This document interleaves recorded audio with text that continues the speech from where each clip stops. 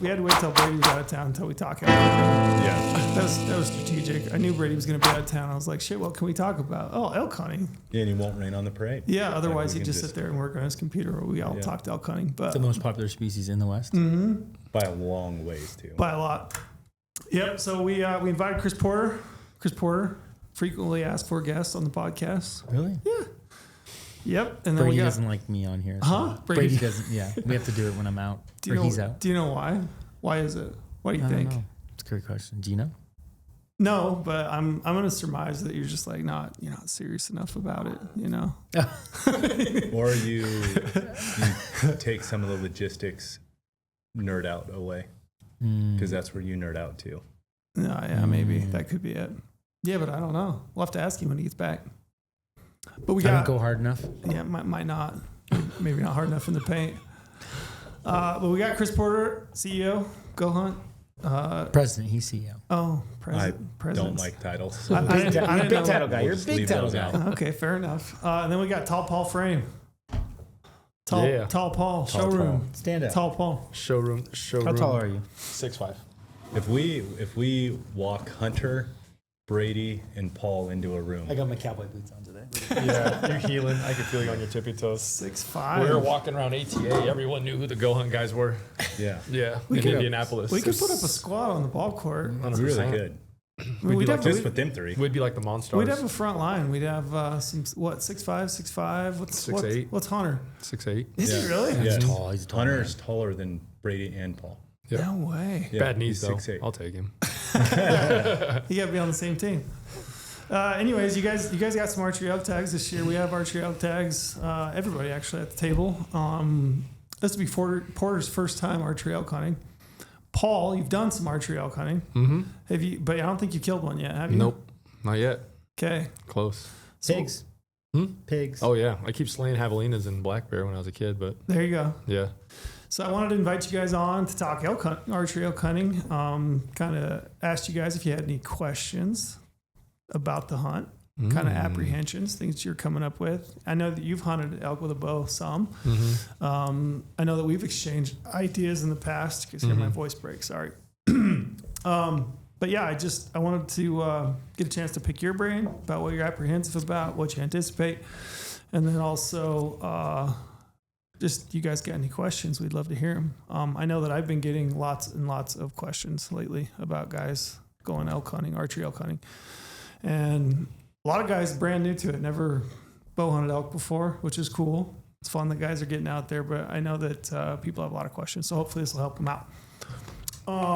Before we jump in, we got to hit promo. Do you know the promo? I don't, but I'd like to. Well, You don't know the promo? You're supposed to be. Which one? It's always the guy with my left-hand man who's supposed to hit the promo. So. Oh, Paul. Promo code Paul70. I'm just kidding.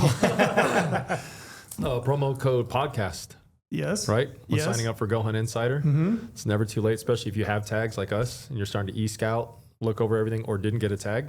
You need to kind of jump back in, figure out your strategy. Colorado's got the leftovers, a secondary draw. Wyoming's got a secondary draw coming out. So it is time. Use promo code podcast. What do you get? You get $50, 50 to use in the GOHUNT gear shop. You could also use it in the showroom.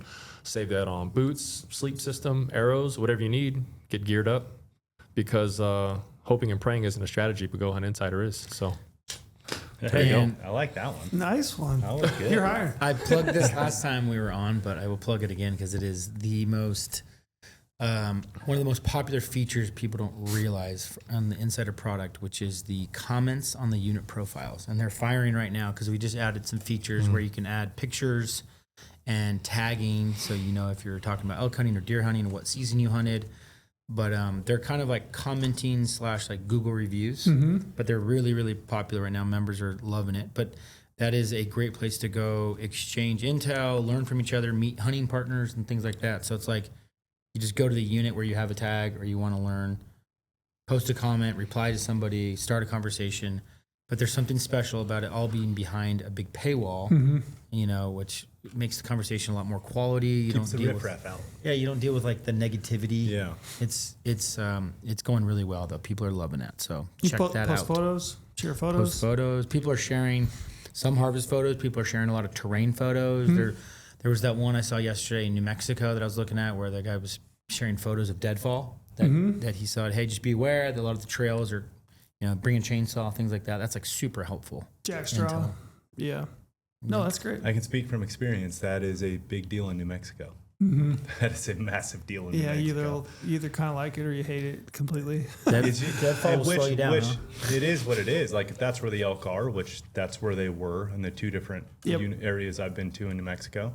It's just you think, logistically you're doing your e-scouting and you're like planning on covering some country. Yeah. It doesn't go that way.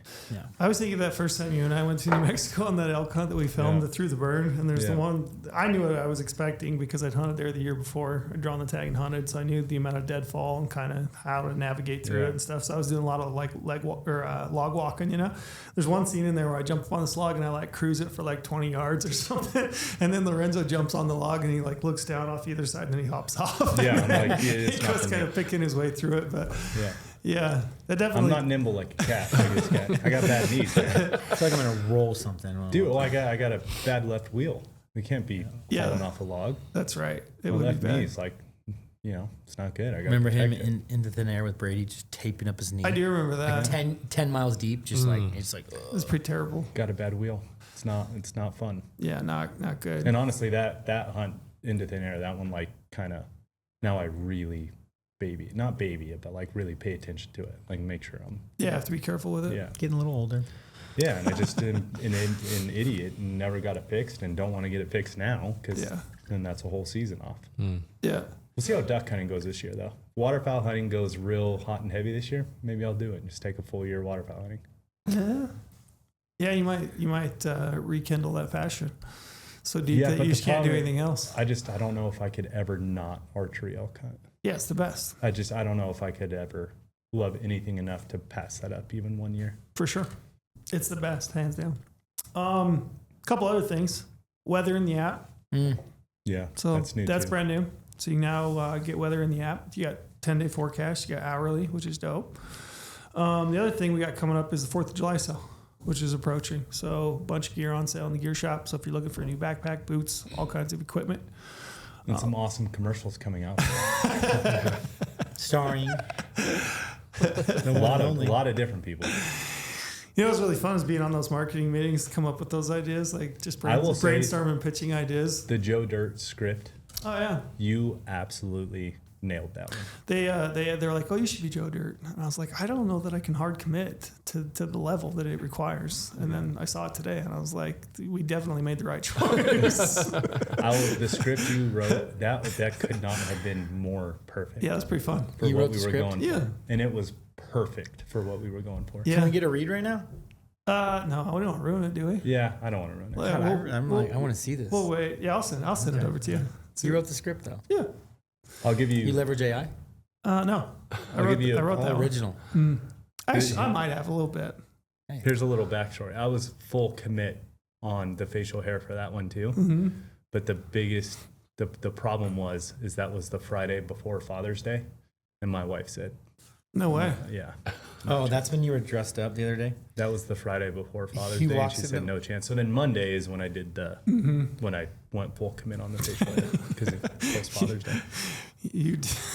I remember when I pitched this idea and then went through the script, I was like, somebody's going to have to like really full tilt go in on this. And I was like, I just don't think I can do it. And they were like, okay, well, I think we got a guy. I saw it today. The script was great. I was like, hell yeah, he went all in. It was great. He comes in my office. I'm like, you look so good. I sent a picture on our group thread with our wives. I was like, Taylor, if this doesn't get your juices going or nothing. Yeah, all right. She's like, hot damn, look at him. I hope he went home like great. that Might have. in the duck wagon. In the duck wagon. It was fantastic. How sick is that automobile? It's pretty great. It's pretty good. Anyway, yeah, you got that to look forward to. The sale, the ads are fantastic, so those should be fun. With that, let's talk archery elk hunting. I guess first, I wanted kind of an intro as to you guys' level of experience and why archery elk hunting. Like, I know you've killed some elk with your rifle. Couple. Yeah. Yeah, Porter's in a great bull. Yeah. has had chances at other great bulls. You've killed multiple other bulls. Yeah, I've killed 2 or 3. Yeah. Shot and missed that one in Wyoming. It still haunts me. If that'll haunt The anyone. Nevada one was good. We filmed that one. Yeah. That's a big bull. Why archery elk hunting though? What is it about archery elk?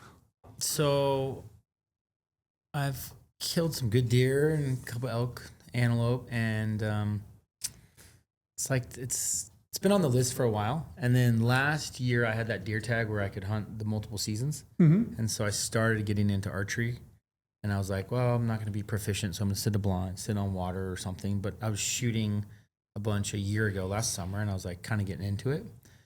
So many similarities between that and golf, which I have a decent amount of experience in. And so I just started to really enjoy it.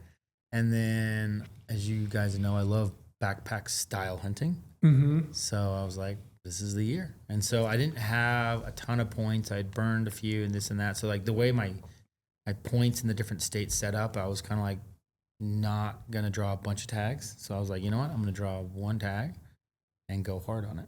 Gotcha. I got a buddy that is an avid golfer. He reached out like last week and was like, oh, me and my other buddy, we want to buy bows.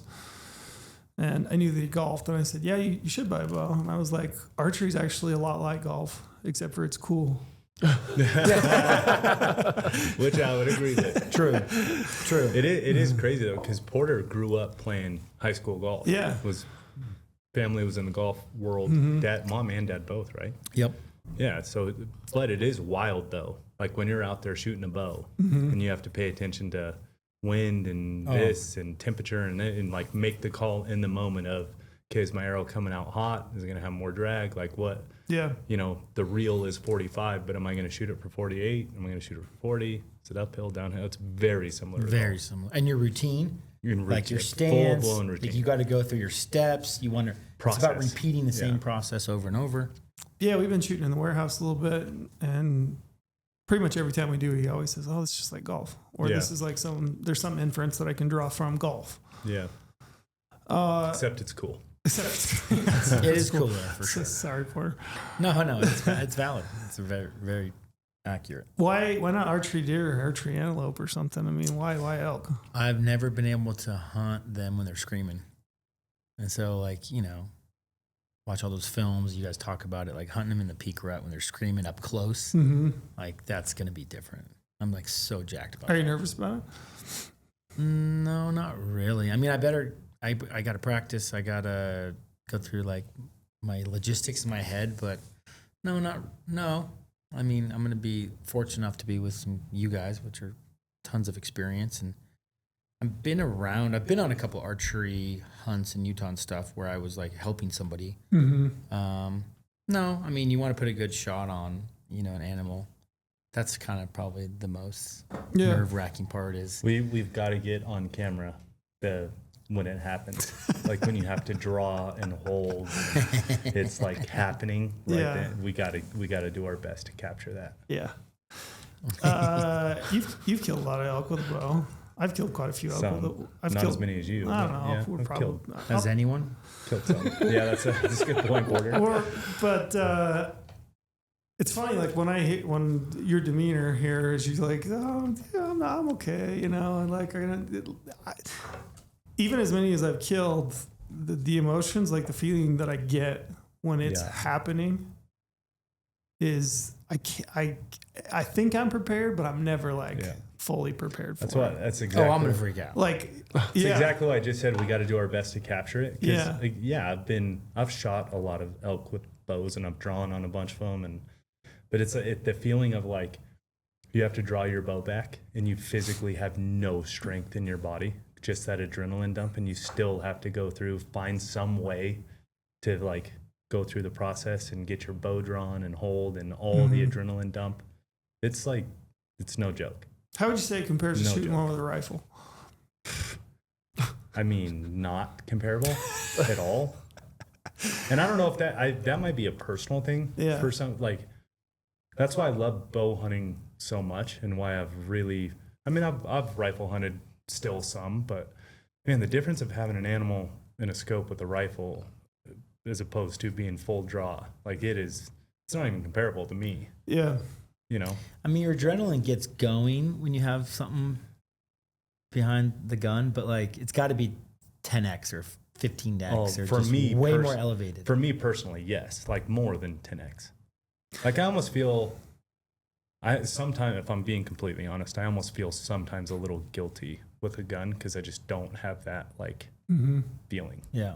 I don't know if it's because of the stress where with a gun, when they're in the scope, you just know it's done. Like it's, you know what I mean? Like there's not that, you know, you got the range call, you dial your scope and it's like, okay, this is, thing has no idea I'm here. I'm 300 yards away, whatever. Yeah, it's I like, think it's not that. With a bow, when you're at full draw, still so many things have to go right. Yep. It's just, it's two different worlds. It's intense, huh? Yes. Yeah, I don't even know how to explain it. It's intense. That's the best way. It just is so much. There's so much firing. Like all your senses are completely tuned in, and there's something about being that close to an animal that's that big, and you're trying to pick the exact spot. Plus, you have to execute a shot. You're trying to make sure that you stop it, or that you draw at the right time. You get into a window, and like when they get in, like if they get into like under 50 yards and they full on rip bugle, it's like so unnerving. It can be. All that is what I'm nervous about. Like the window, there's so many variables. Yeah. And you hear horror stories about, wounding an animal, not finding it. I mean, it's hard with bow, right? So like all that is definitely nerve wracking, like exciting too, but there's a lot. Right, wrong, or indifferent. I don't even have those. I don't think those thoughts.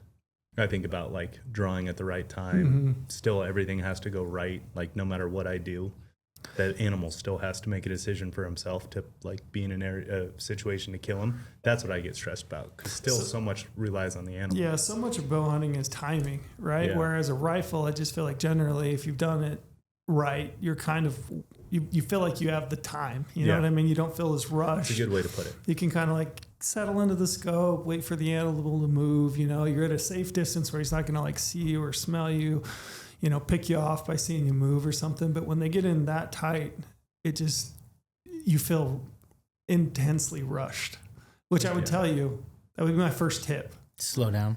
Like anything that you can do to slow down and offer yourself more time, because I think that's the number one mistake I've made, other people make that I talk to, is you just think you don't have time. Like, I got to get that arrow off right now or else he's going to leave. You know that's what I mean? That's a good tip.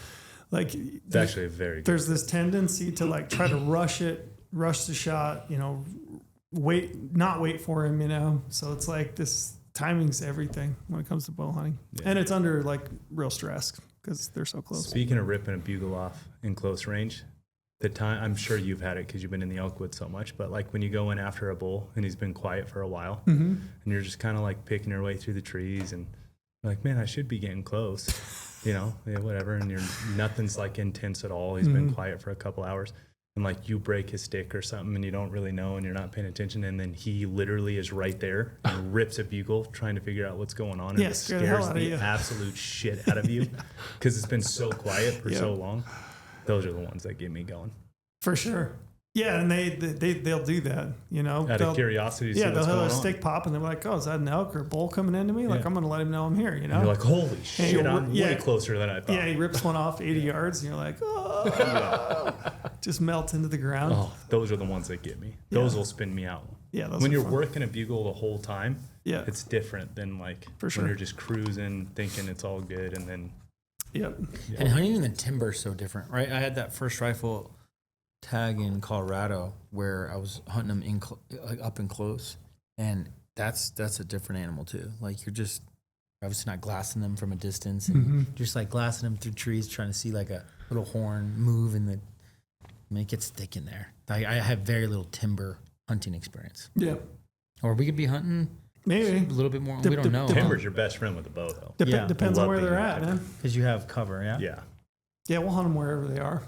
Yeah, just depends on where they are. We'll figure it out. Paul, what about you? What do you? I'm fresh. Fresh but excited. What's your experience with elk hunting? How's it been? What do you learn? What do you think? I will tell you how experienced I am with elk. I got the shakes when a turkey gobbled at me. Oh yeah. That just put it in perspective. That just put it in perspective. A 2-foot bird scared the shit out of me. No, just this spring when you could hear his wings flap and he hit the ground, like that nerve would settle in. And in the back of my mind, I always thought that when people talk about turkey hunting, it's similar to like elk hunting and the communication and some of the temperament and everything. And then when you see when I saw the fan come over the hill and he was in full strut gobbling, like that's when I actually started to get really shaky. And I typically don't, like I shoot a lot and I kind of control my breathing as much as I can to help me, but it's been experienced with like black bears in California. I'd get the same thing. You're nervous as shit because there's a 350 pound black bear at the end of that arrow that it's nervous, nerve wracking. And so that turkey made me nervous. And after that shot, I thought, man, it really does take a lot of control to find that anchor point, to get all the way back and to get settled and place that pin where you want it. And it's very, very nerve wracking. So last year in Colorado, for the first time on my own, I didn't know what I didn't know, but I was just going to push myself, figure it out. I had a bulging disc between my L4 and L5 that really was concerning because it limited my mobility. It was numbing on the left side. It was very painful. So this year, I'm doing everything I can to make sure there are no hindrances in me enjoying this experience. I drew the same tag I bought over the counter last year. So I've got some on the ground experience with it. And last year, I mean, I know a lot of people say like, oh, even if you don't feel the tag, it's successful. You could have the debate whether it is or isn't successful. When I drove home, I thought of everything of put me in that position again and it's not going to happen. And it was that idea that if I can get myself back out here, I've learned that much more than I did if I didn't come out here, if I didn't do this thing, or I made another excuse. So going out alone, I wanted to prepare myself for that of just hunting smarter, not harder. But I think that also limited me, what I didn't know, which you and I had downloaded about, or what I gathered from everyone in the office when learning. You know, whether Porter shot him with a rifle, he's got one on the ground. He understands the pack out, the mentality, the glassing, the temperament. So this year, shooting a new bow, getting in shape for that mentality, I'm really looking forward to this. And hunting in a unit, like I said, that I've been in before, I feel more confident of the ins and the outs. Finding more than one access point was a big hindrance last year. I booked on one trailhead and I didn't think about looking at a lot of other access points to think of how I can get in behind the trees. Hey, can I drop in from this basin? I felt like I only had one way in, one way out. So I handicapped myself there, but I'm excited to really set eyes on my first bull with a tag in my pocket. I think rather than just calling at him and goofing with him and seeing him back home in California like the Thule Elk. So if you hunted that unit last year, what did you find? Like, what's the biggest bottleneck for you? Do you think like most newer hunters that are hunting elk, maybe they're coming out west or they're coming from California to Colorado or someplace. What do you think the biggest bottleneck is for new hunters? New to archery elk hunting. I mean, I got to talk to a lot of people in Pennsylvania during the TAC event who drew their tags that weekend, and we got to start talking about e-scouting. We opened our apps and all that, which was great, but it was definitely what should I look for? What's the terrain? And so for me, it was looking at a bunch of the layers, and I'll get to your question is looking at terrain and layers where like the production areas were and things like that. I had an idea of where I wanted to get into.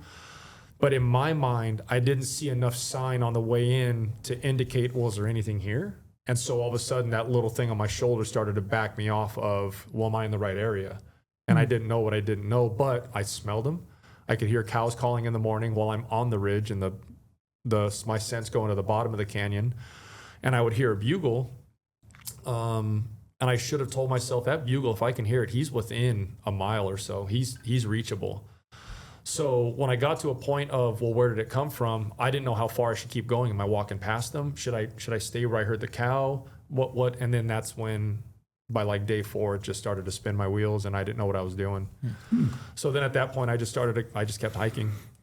I was like, well, it's over that ridge. And I'd push myself, but I didn't know, again, what I should be looking for, settling down. And one thing I think I've learned and what I've talked about with other people is, do I just keep hiking?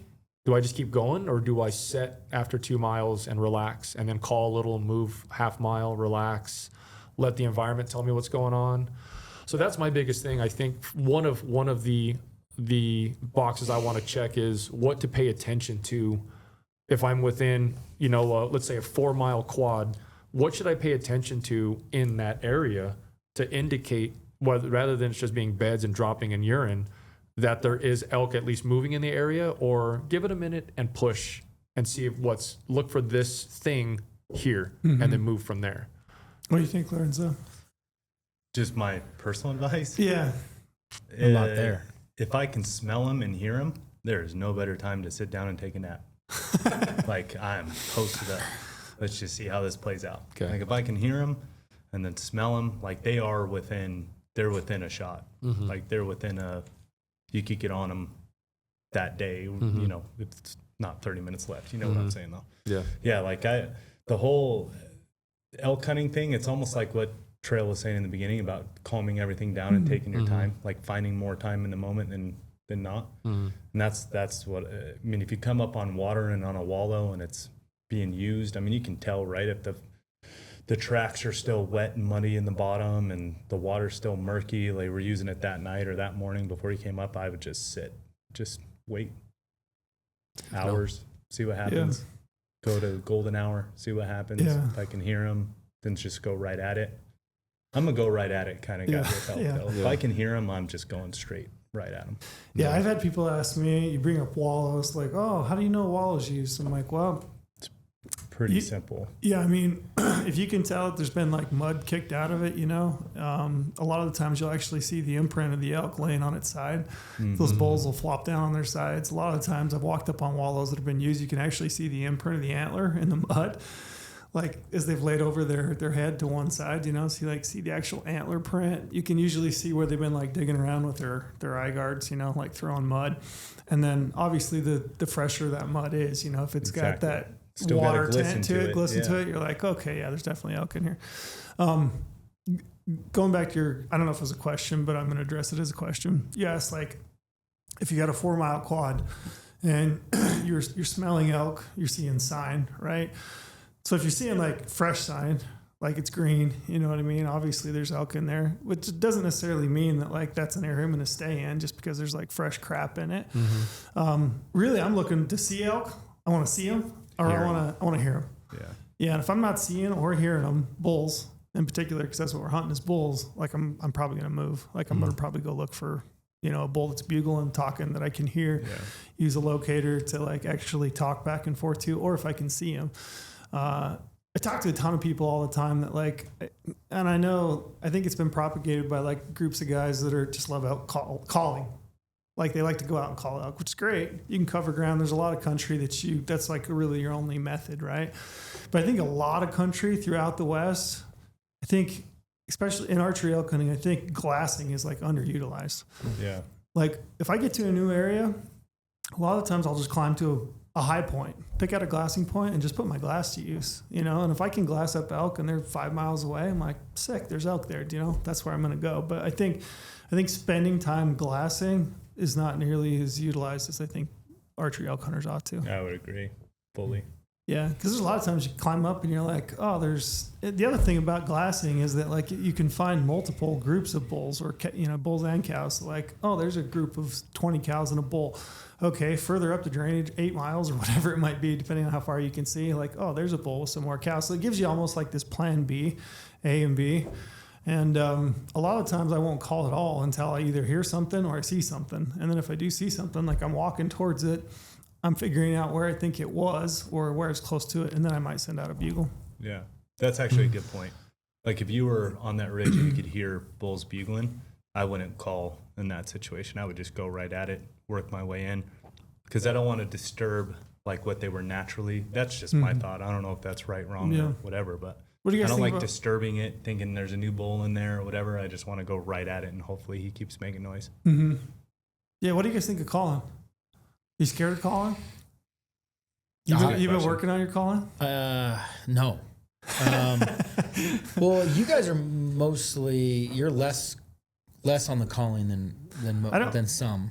I mean, it just depends. Like if they're making noise, let them make noise and just go to them, right? Yeah, he makes a good point. Yeah. I don't make a lot of noise. Like if a bull is talking, I'm not doing anything. I don't bugle a lot or cow call at him until I get to like maybe 100 yards, 150 yards ish. I might test him. I might cow call at him.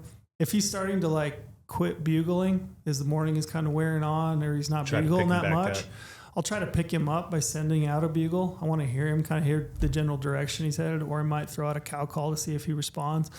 Mostly I'm just trying to keep up with him. I want to know where he's at, where he's headed. There's a lot of times when bulls will be with cows and they're not going to leave their cow to come fight another bull or check out another cow in the morning. Like they're headed to bed for the most part. So if you can keep up with them, if you can hear them, follow them to where they're like starting to slow down, starting to get to a bedding area, there's like a time frame. It's usually from like 10:30 to maybe 11:30, like where a bull will come back to check out a cow. And I kill bulls that way through calling, you know, but it's just making enough sound that I want to stay with them. Yeah. When his harem of cows start bedding and he's not ready to bed yet and he's still kind of rounding them up and checking them, and you let out a cow call, that's a guarantee to get him come back towards you. Yeah. Because you got to be, you can definitely overcall, right? Sometimes bulls will shut up if you bark at them. Yes, for sure. Especially, you know, none of us are in like absolute premier units. Yeah. So there's pressure, there's things, you'll get them to shut up. My experience in those types of tags, you know, those the general plus type of hunts, like, you'll get them to shut up quickly. Mm-hmm. So you leverage cow calling more to just peel them off of their existing cows. At certain times. You get them to get greedy, right? Where they want one more. Like Trail's saying, So like if you get them to where you can tell, okay, they've slowed down, his bugling stopped, the cow calls have stopped, it's getting hot, they're definitely bedding soon or now, and the cows do start bedding, you can pick up on him like just doing little bugles, nothing real aggressive, right? Like checking their cows all bedded up in the trees, and he's still on his feet. Like you can tell because he's still bugling. That's when he started letting out a couple cow calls, and he'll come back and check, like if there was a cow left behind or something. And you can kind of gauge the temperature of the bull. Like I'm not a full on, you know, tin hat wearing believer that people know exactly what bulls are saying, like to, you know, but you can kind of gauge the intensity of their bugle. There's this sound almost like it's almost like a screech, like a scream. Like sometimes they'll just absolutely scream at you. And a lot of times I feel like that's a bull. He might be by himself. I remember I called in a bull that year. I had that Utah tag and he was just ripping them, just screaming. And it wasn't like that classic locator bugle, you know, starts out, goes high, dips off. This was more just like a Lord of the Rings screech. You know, just He pissed off. What is that? And I think He was looking for something. Yeah, when I heard it, I'm like, man, it sounds like a bull. He's either got some cows and he's got some other bulls. He's just like worried about, you know, being threatened for his cows, or he's on his own and he's just looking and he's like absolutely letting him rip. That bull, like I topped the ridge, and I think that's a good tip, is just like match their level of intensity. So if they're locating, send out a locator enough to stay with them, you know, kind of cut the distance, maybe get in close. If they're screaming, get in close and match their intensity. And are you practicing your calls at all, Paul? Yeah, driving to work. Are you? Mm-hmm. Look at you. Yeah, I mostly do like cow calling. I do some of that stuff that Dirk had showed us back in the day when he came to do that like beginner stuff. So like the mosquito call and the ambulance and stuff to control the pitches. Yeah. But mostly last year I thought I would just cow call. You know, it was the third week of the season, so it was a muzzleloader week. I'd figured people had been screaming at him for the first 2 weeks, so I would just kind of give him some smooches and kisses and see if someone wouldn't come back with something. Mm-hmm. And some of the cows would go off, and then the one bugle in the morning, I'd kind of bugle back at him just to kind of pinpoint what direction. Nada. He'd just shut up. It was over with. So that's, again, wasn't a reassurance of, well, fuck, did I say something wrong, or did I, you know, that's just what I didn't know. But mostly cow calling, from what I gathered from you guys, like less is more. But like you said, you're calling it something. If you haven't seen it yet, you're just out there aimlessly calling. Yeah. That's how I felt. Well, I don't know anything, so I was just trying it. But what'd you do in that situation where he shut up? Because I think that's probably one of the most common questions I get. Yeah. I kept walking towards it. Okay. Yeah. I just kept going. So as I kept going around the ridge, that's when I started picking up more sign. And then as I got around the ridge, the scent had hit me coming from downhill. And then as I went, I could hear water. So then that's where I was like, well, I don't want to. And I was like, let me just get in here a little bit. So I got in and I found a lot of water, but it was full of like cattle tracks. Mm-hmm. And it hadn't been muddied up. It hadn't been tracked up, but the water had been running from up a hill. And I thought, well, I can continue to walk up that way, but I heard them over here. And then that's when I started to back out and I followed the beds a little bit. I smelled them. Then I got up on the ridge and I just sat in glass for the afternoon, had lunch, kept following the shade just to stay out of the sun. And it was just quiet. And I thought, well, maybe not. So then I'd set up camp for that day. And then I picked it up where I was the next day. Did he pipe off in the evening at all? Not that I'd heard. Gotcha. No. And then it was a full moon that whole week. And I just didn't plan for that. So when I slept, I slept. And I didn't hear it in the middle of the night, because other stuff I'd heard about was get up in the middle of the night, listen, maybe call yourself, maybe break down camp and move a little bit in the evening and set up a different camp if they're going off at night to eat, like get yourself a little closer. So those are some things I had learned kind of coming home, listening to more podcasts, was what are they doing at night or during the day? Use that as like cover maybe. So I didn't hear a lot of action, which again, in my mind of not knowing, I told myself, well, maybe just not here then. And then so I ended up like backing out of that unit, and then I went to another unit to check it out, which wasn't far from me. And there was even less sign there. There was more moose sign, but there was more sign in that unit. And it just told me like, you did hear them though, and you did smell them. So you left elk to find elk. Yeah. I should have just went. I should have just went back in and gone further. I don't know. That's an interesting question. You ever left elk to go hunt different elk, Lorenzo? You and I had that conversation. The only time I've ever done that is when they're just not killable. Yeah. Like there was one in New Mexico, not last year, the year before, when I was with Omar. We had two different units. So we went with Omar, he killed, went to mine, and we were in a spot where, like day 3, 4, we were in a spot there was definitely elk, but it was the chances of killing a bull in there. I don't know what the vegetation's called, but it's up over your head. It's got thorns on it. Yeah, there's like these little meadows and stuff out there. Like there was elk in there for sure. There was sign everywhere. We could hear them. We might have even been able to call one in, but like it's the chances of getting a shot in that. You know what I mean? Oh yeah, for sure. Because it was so thick. Oh, it was brutal. It was like the most. That's why the elk were in there. I didn't have a great tag. I didn't have the tag that Omar had. Yeah, I had like a general to general plus kind of tag. And they're in there for a reason. That was my take on it. We hunted it for a day and a half. I'm like, man, the chances of getting a shot. Like, yeah, we're messing with elk in here. It's great. Like we're calling, we're doing this, we're hearing bugles, but there's just the chances of getting a shot are next to like literal nothing. So we left, and there was definitely elk there. But that's tough. That's when I have left elk to go find elk.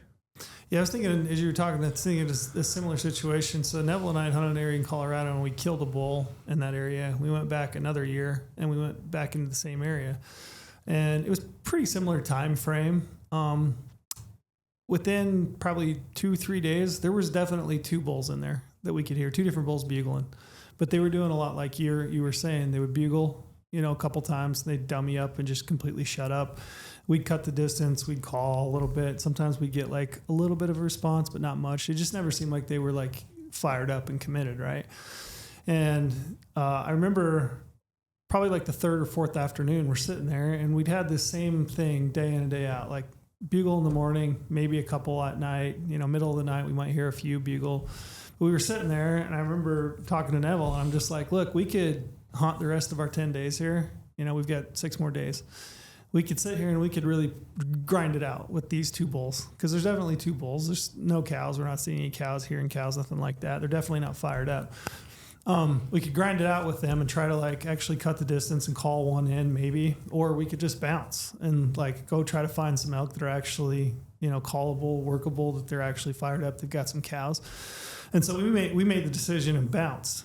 And so I think it's a good tip to folks, because I think it's like you're saying, there was a bull there, right?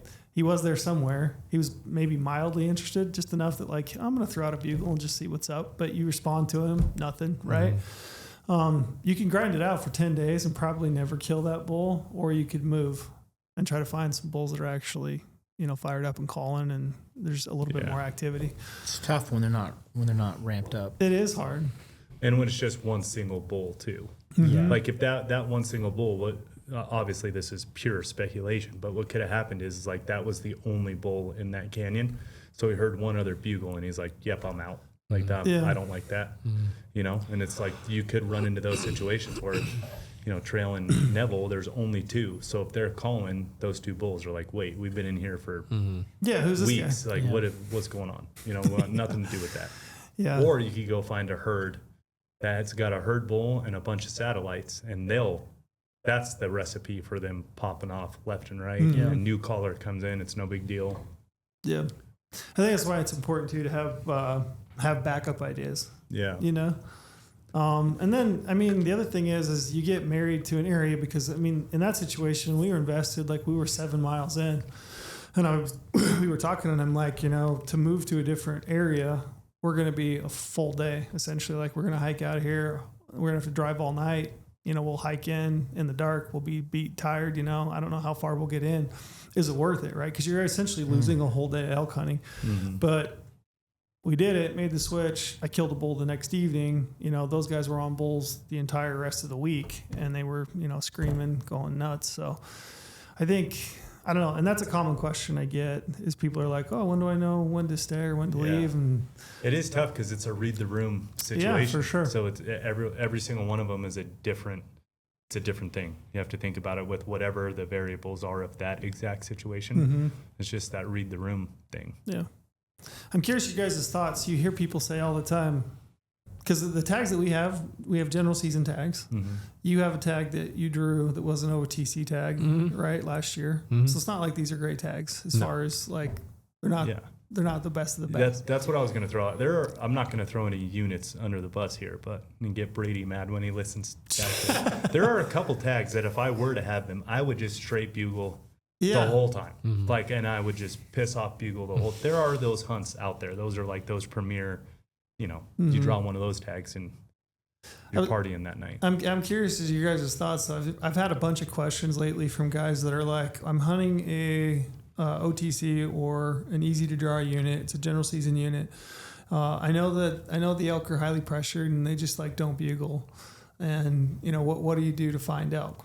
So I'm curious. Do elk not bugle on highly pressured areas? They'll still bugle. They'll still bugle, right? Yes. Is that your experience? Yes. That's mine. They will still bugle. They will just bugle differently, like very differently. It's not like I just said, if you know you have a premier tag and it's like, yeah, you just rip off bugles and you have bulls coming in left and right because they don't get high messed bull with. count ratio. Yeah.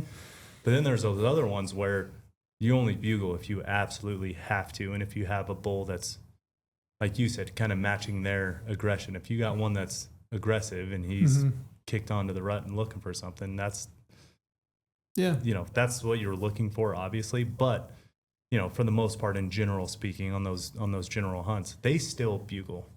Have you guys very heard? sparingly. Yeah. Have you guys heard that? Yeah, I mean, pressured elk are going to act different a little bit, right? But you still can find them fired up. They're still elk. Yeah, I mean, I hunted. I mean, that's in their DNA. That's what they do. They can only breed 30, 45 plus days out of But like the you year. said, you want to be careful ripping too hard at them because they know how to. They'll shut down. Yeah, Sometimes. they might know, like, hey, I have this little hole carved out, and I'm the only bull in here, and they hear one bugle, and it's like, what the hell was that? Yeah. Yeah, they may or they may not. Like if there's a herd, right, and they're competing, they're gonna just they may shut down, but they also may get fired up. They might really get rolling. The guy I was talking to specifically, he's like, yeah, I just don't. I shouldn't call, right?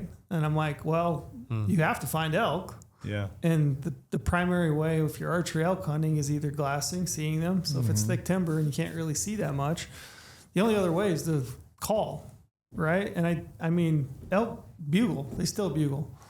I mean, even in units that are OTC units that I've hunted in, you know, or general season units in Wyoming or Colorado, wherever it might be, like I still have had phenomenal days where elk are being elk. Yeah. So I don't know. I was curious as to what your guys' thoughts were. I think a lot of people like maybe downplay the fact that they didn't get a good tag, and so they're trying to like sometimes want to ease up on them. Well, it's not a great tag, dude. It's an elk tag. Like the units I put in for that I'm so excited about are not good. There's winter kill, there's wolves, there's everything else, but they wouldn't have given you a tag if there wasn't animals in it. Yeah. So find them. Yeah. You know, and that's kind of just their sign. I could smell them. I heard them. So I kind of felt like you just make it what you can. There's a lot of our really great Nevada deer units that might not hold some giant bucks, but there's a lot of bucks in those units still. There's still opportunities to get in on something. Yeah.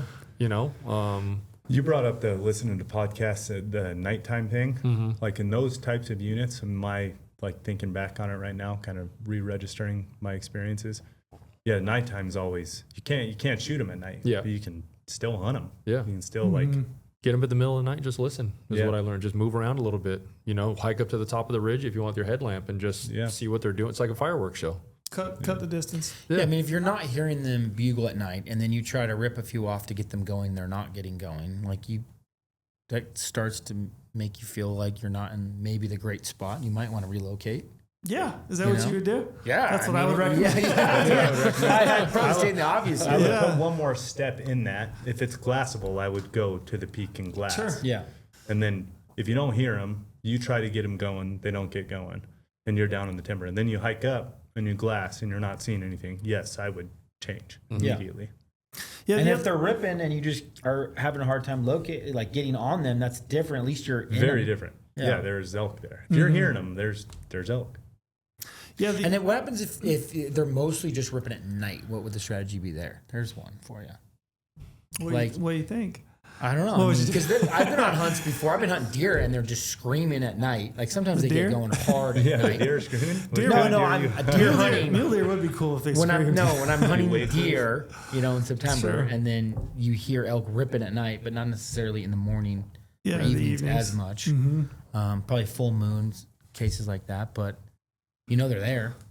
Yeah, what do you do? Definitely glass, but if it's super thick, sure. Try to locate them.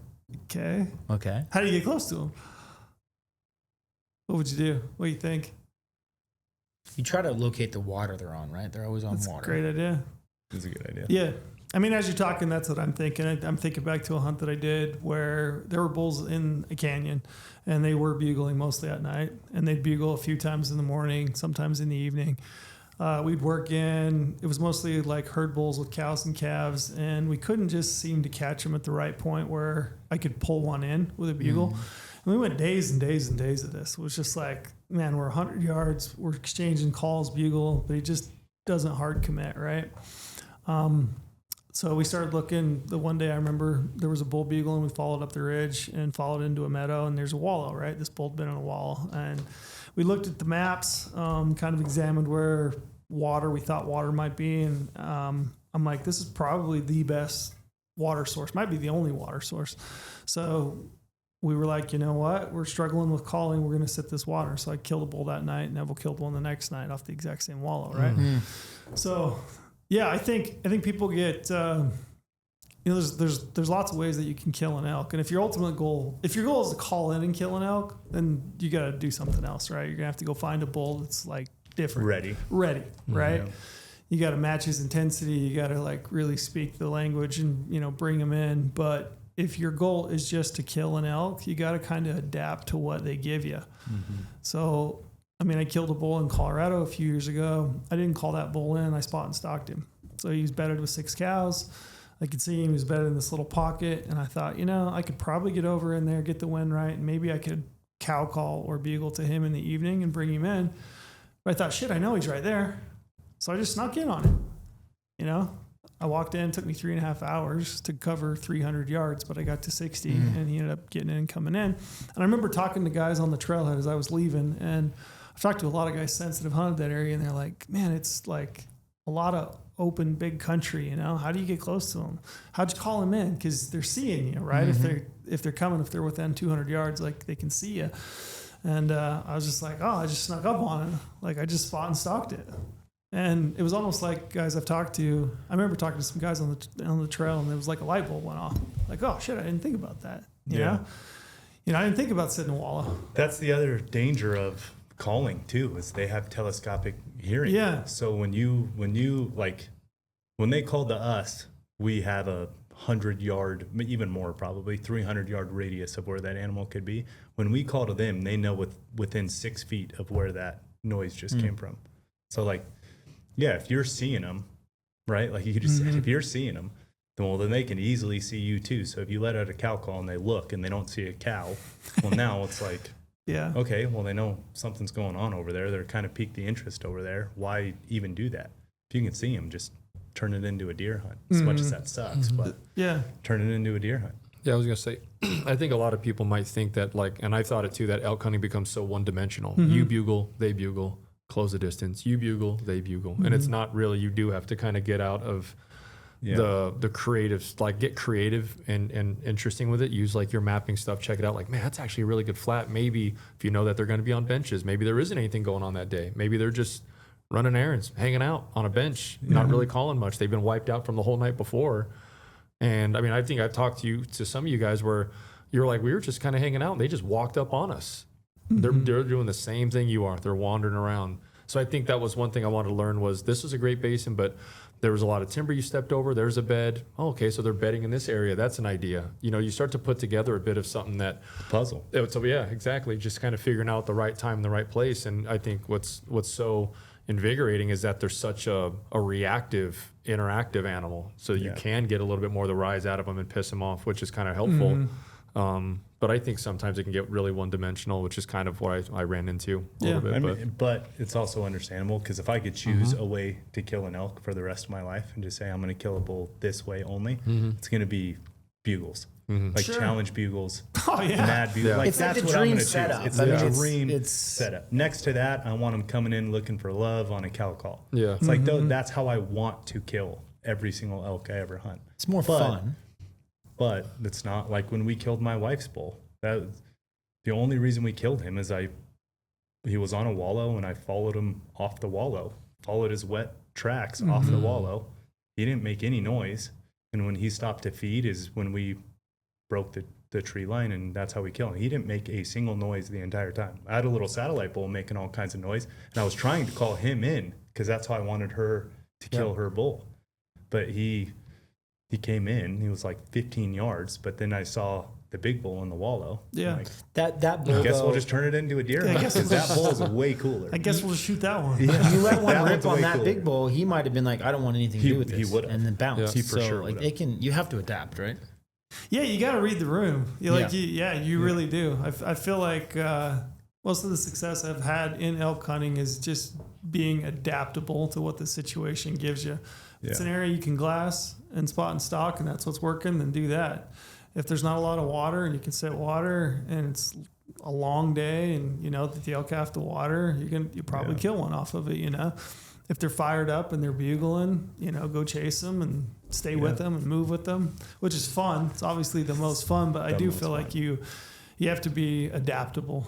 I feel like give you know, take what the area gives you, I guess. Yeah, I obviously wish the big bull came into the cow calls at 15 yards. Sure. Like the satellite bull. The other bull wasn't making any noise while I Yeah. was talking to the other one. And then I'm like, well, shit, it's middle of the day. It's dry and hot. Like, I'm going to be able to track him. He beat us to the wallow. I was trying to get there before they started using it midday. He beat us there. We were like 150 yards off. So I'm like, guess this is a desert tracking job, just in a different way, like a deer hunt. And we ended up killing him. You just never know. Like he could have been running his face off the week before and just exhausted and doesn't want anything to do with the cow for like that week. He was all by himself, never made a peep. Yeah. Just went to Yeah. go lay down in the wallow to cool off. He could have That been was like, it. just hasn't even got going with the rut. Like you don't know what. So then I just shut up and we went after him. Yeah, they're like me. Someday they sit on the couch and watch TV, and someday they're motivated and they get them go for a run. Shoot their bow. Just like humans. Yeah, I think they have personalities, and obviously as cows cycle into estrus, you know, you get those cows that are hot, they get more fired up, but you might have a day where it's just not a lot going on. Yeah, you got They to partied hard for that weekend. yeah, They need partied it's hard. their Monday. They need to chill out. they were in Cabo all weekend. You know what's funny about that? I'm asking you, Trail. I've noticed a lot of the hunts that I've been on in Nevada and Utah specifically. The Labor Day weekend, they go so hard. And you're like, yep, it's on. Like whoever has a tag, you're calling your friends like, hey man, they're going. Can I come on the hunt with you? And it's like 4 or 5 days over Labor Day, they were going super hard. But then like the next week and a half, it's crickets. Yeah. Like they get going into the rut and they're like, shit, that was too much too soon. I'm too tired. And then they take like a week off. I've noticed it in And then I Nevada think- and Utah specifically. It's like even if it's hot, but then like Colorado, Wyoming, sometimes it feels like the rut's like later. Yeah. I don't know, but they're Labor Day, they go, and then the next week and a half they don't, and then they pick up The again. first party of the season, It's weird, They yeah. go hard, and then they. It's like the first day drinking of the year. So that's one question. Like I think people ask a lot about is when do you go? Everyone's got this September 1st, September 2nd. Like that's when you go. Some guys in Nevada kill them August 16th. That's when our tag, or like Utah as well is early. Yeah, August. So I think a lot of people have always asked when is the time to go. Okay. I just thought muzzleloader would be great because I just banked on a lot of people aren't going to be where I'm going to be because it's muzzleloader. I think you have a few people that draw that tag and that really get in and after it. But I think in my mind, in the majority, I painted the picture that no one's going to be where I am. So and I was right. There wasn't. But for the person who's learning it or doing it for the first time and wants to say, well, opening weekend, they're not pressured and maybe that's when I go, but you're going to be there with a lot of guys or do you go with the last weekend? But what if you have all the guys who are going out for the last hoorah? When do you think is the best time? If there is a best, or what would you guys say to that? For new elk hunters. So we talked about this before. Trail's got a great answer. Oh, okay. I think the best dates for likely rutting elk is going to be like the 14th through the 25th.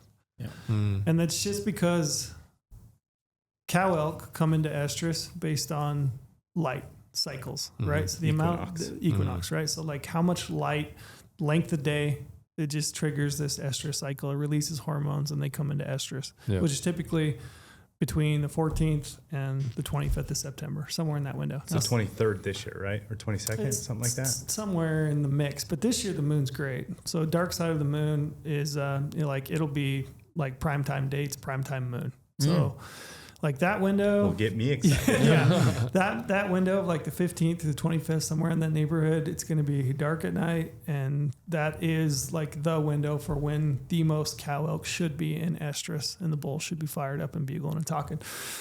Now there's cows that'll cycle early, there's cows that'll cycle late, so sometimes they'll be, and the funny thing, I hear people a lot, they'll be like, man, the rut is really fired up, it is completely going off the charts the last week of September or the first week of October.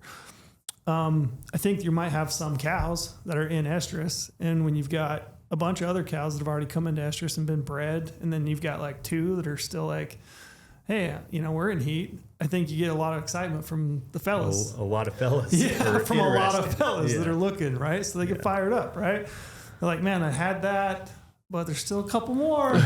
I get like one last chance, And obviously heat, temperature it doesn't affect the rut of like when the cows come into rut, but they're a big animal, right? So they expend a lot of energy. They can't like run around rut and bugle all day if they're super hot, right? So if it's really hot, they're obviously going to struggle to like be out bugling all day long, but they're still going to be breeding cows when they can. So I would say, my personal opinion, I want to hear elk bugle, especially if I'm going into a new area that I've never hunted. I don't want to have to solely rely on, glassing, spot and stock, sit in the wall. I want to be able to hear them bugle. So if I was going to a new unit, I would pick those dates regardless of, and that's what most people are going to pick. Yeah. Now you're going to have to deal with some pressure. You're going to deal with people out bugling, hiking around. My answer to that is like, just work harder and smarter. So go further if you have to, hunt harder, stay as close to them as you possibly can, try to outthink where other hunters are, hunt the pressure, That's what I would say. And then to answer the other part of your question, I think early is great if you've got a limited entry tag and you want to scout a bull and kill a bull. Yeah. If you want to target one bull, and he's a big bull, and you found him in July, and you found him the first couple of weeks of August, I think your best window to kill that bull is as soon as that hunt starts. And it's primary. You're not going to call that bull in probably. You're probably going to spot and stock. You're going to shoot him off water. Because they're probably not going to move. They're not moving. They're in their summer pattern still. Yeah. They're more once he predictable. decides to move, though, it's all bets are off. Yeah, like now bye, it's completely Felicia. reshook. Yeah. Like shake the Etch-a-Sketch clean and everything you knew is gone now. I remember when I was scouting for my late season tag, so it was like November dates in Nevada, you guys were all like don't go in the field in September. And you Because- did. No. I know you went scouted in early August, yeah. because that's a better chance to turn up those same bulls in November, Correct, because yes. they're going to go back to where they're in that their Correct. normal pattern. Because in September, who freaking knows where they're going to Yeah, go? they could and be all in over the the place, Albertsons yeah. parking lot if there's a cow down there. Yeah. Literally. If I like, as far as when to go, if you had if your life is set up for it, I would hunt Labor Day weekend for 3-4 days, come home, because that you could use that as a scouting trip, access points, all that stuff, and you're gonna get those. Like you said, the October when there's 2 cows left in the rut, and they're like, yeah, the fellas don't want to be done yet. It also happens in September 1st, 2nd, 3rd, Absolutely, where they're like, yeah. hey, Yeah. there's only one, but Biggest bull I shot on September 9th, I think, Yeah. right? And I called him in. And the 3 days prior, they were going ape shit. yeah, And you had a whole drainage that had cows, some that were definitely in estrus. And the bulls were fired up. You're like, hey, when man. they get that first whiff, They're like, it's that one's early. let's Let's go. go. Yeah. So that's what I would absolutely, if I could, which I can't this year, with family and work and all that stuff going on. But I would love to hunt Labor Day, 4 days, 3 days, use it as a scouting plus hunting trip, come home for 2 weeks, and then go back the 15th through 25th. You get first crack That would on be them. perfect. That would be the perfect elk hunt. Some people say don't sleep on that second cycle though. Oh, yeah. Second cycle Too, too, right? Like For sometimes sure. that can be more intense. Like sometimes can't- think October it's over. Those first Oh, they've been First they week of can September. definitely be rolling. or October. I still think that like most of your cows have already been bred, but like I said, you do have a holdover of some. They're gonna like cycle Just be late, late. and Yeah. then when you've got just a few, and you got a lot of bulls that are still out, pumping full of testosterone and looking for an opportunity, it's like, hey, let's get fired up. Yeah. So I think that's kind of what happens, in my opinion. But Yeah. I think like in regards to the dates that you go, I just think you're gonna have less pressure early, right, in the field, less people in the field, but you also have less opportunity to actually interact and call and find elk. So it's going to be harder. Yeah. You have to probably hunt them differently. Yeah. You're probably going to have to do some spot stock, some water sitting. You may be able to call them in if you get one fired up. You just got to kind of hunt it differently. But I still think like your best chance to actually interact, hear bulls, is that prime time, like 15th to the 25th. Yeah. And that's what I would do. Every year I want to be in the elk That's what woods. we're doing. Yeah. I mean, Yeah. that's what we're doing. 15th through 25th. Isn't that what we're scheduled Yeah. for? Yeah. Yeah. Yep. Absolutely. Porter, you're a big e-scouter. Yes. What have you been doing as far as e-scouting? What have you learned about Actually, elk just- hunting, archery elk hunting, and e-scouting? God, I mean, this particular hunt, I'm mostly focused on. I'm kind of almost the opposite of him. Like he's very comfortable with the bow. I'm still brand new, so I'm like really focused on getting comfortable with a bow, shooting outside and inside, and all that stuff. The e-scouting, I actually just started the last week or so looking at some spots. There's a lot of spots. So that's like it's a big area. Me and Omar found one. Yeah, We're it like looks- pretty excited about. And by the way, You guys have already? Yeah. Yeah. That's sick. I'm just Yeah. going to show up. me and Omar. Let's Just go. for everyone listening, me, Omar, Trail, and Porter all drew the same Yeah. tag. And so we're going to hunt it. Me and Omar are going to go one way. Trail and Porter are going to go another way, and we're going to meet up when we can. If we can't, whatever, we're going. So that's why we are excited. no about matter what, this. the Omar gets last shot, right? That's No it's- matter what. Yeah. And then If Paul Omar gets a has the shot, same we're tag gonna you had push him. last year. Yeah. Yeah. So you got that excitement of the tag same tag you had I last am year. very Our fucking excitement excited. is all four of us have Yeah. tags in the same spot. Me Will and- Brady be comfortable if we say all of us are hunting in North America? Is that safe? Yeah, we don't care what he's saying. Yeah, Brady We say whatever we want. But yeah, Omar and I Yeah. found a pretty slick little spot. I think. So what are you guys looking for? Like, what do you when you found a slick spot? What were you looking at? What are you looking for? What tools are you using? Well, we have a tool that is not out yet, but yeah, I was should- going to say, have we talked about that Yeah. yet? Because it's No, we pretty haven't. badass. So internally, we Okay. have a tool that we haven't pushed to production yet, which that's the fancy word for saying like the actual site. Road density layer. Mm-hmm. And with an MVMU layer over the top of that. So like road density of county and all that stuff, and then MVMU of like BLM and all that, right? Our layer of that works incredibly well because the way we did it is the way it makes sense to like actually see the places that are far enough away from roads, MVUM, and all the other road stuff. And it made a couple areas in the place we're going really pop. And one of them specifically has water, has mosaic, has edge habitat, has absolutely everything. Explain how we approached road density versus like other people do roadless. Yeah, so that's actually. So what some people might be familiar with is the roadless areas. And if you turn that layer on, it'll essentially black out all the places or highlight, whether white, purple, blacked out, whatever, where there's no roads. That doesn't make sense in my mind, right? Because I want to see that area. I don't want to see the area with roads. I want to see the area without roads. Yep. So we did a road density layer, which is taking the amount of roads in a certain place. Obviously, it's in the word of road density, but that's what we black out. So what becomes very clear is these pockets within units or areas that are roadless, but you're also seeing it in the topography. There's no overlay on top of that. There's overlay on top of the roads. Am I making sense? Yep. Because I don't want to see the roads. I want to see the I'm pockets. tracking. It's pretty sweet. So it shows these pockets incredibly well. So it's crystal clear Where these pockets it's really are. far They from a jump out road. at you. The contrast of it is like Beyond jump out at you. Okay. Then there's some solid gray areas, right? Then there's solid gray areas, and then you overlay slope aspect ratio. You overlay elevation bands, and things become incredibly clear in these pockets. Because that's what we always talk about, right? Is like these pockets of areas that you can go to, get away from roads, all that stuff. That layer we built is incredibly good at popping these little pockets. Like you can't miss them.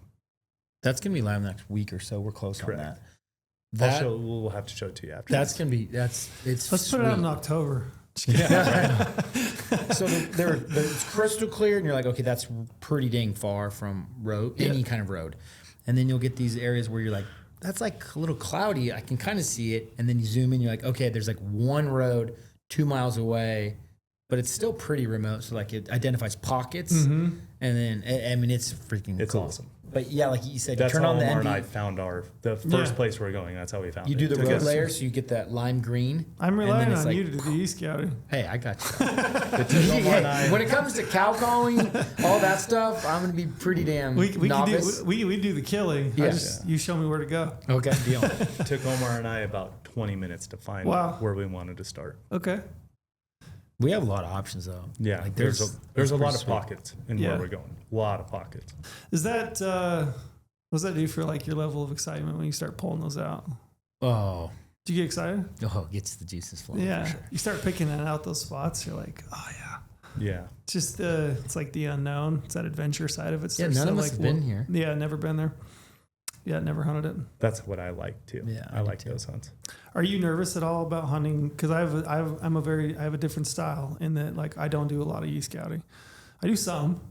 I do enough. I feel like You will what I just talked about. You will use. I will use it. a I lot. will do it. I'm just curious as to Porter because I know you like a lot of that. You like planning and prep though. And I'm comfortable. I'll take care of that. Okay. Okay, and Got it. it's where I'm nervous is where you're insanely experienced. So I'm feeling pretty comfortable the yin and the yang here. I don't know. I have a feeling.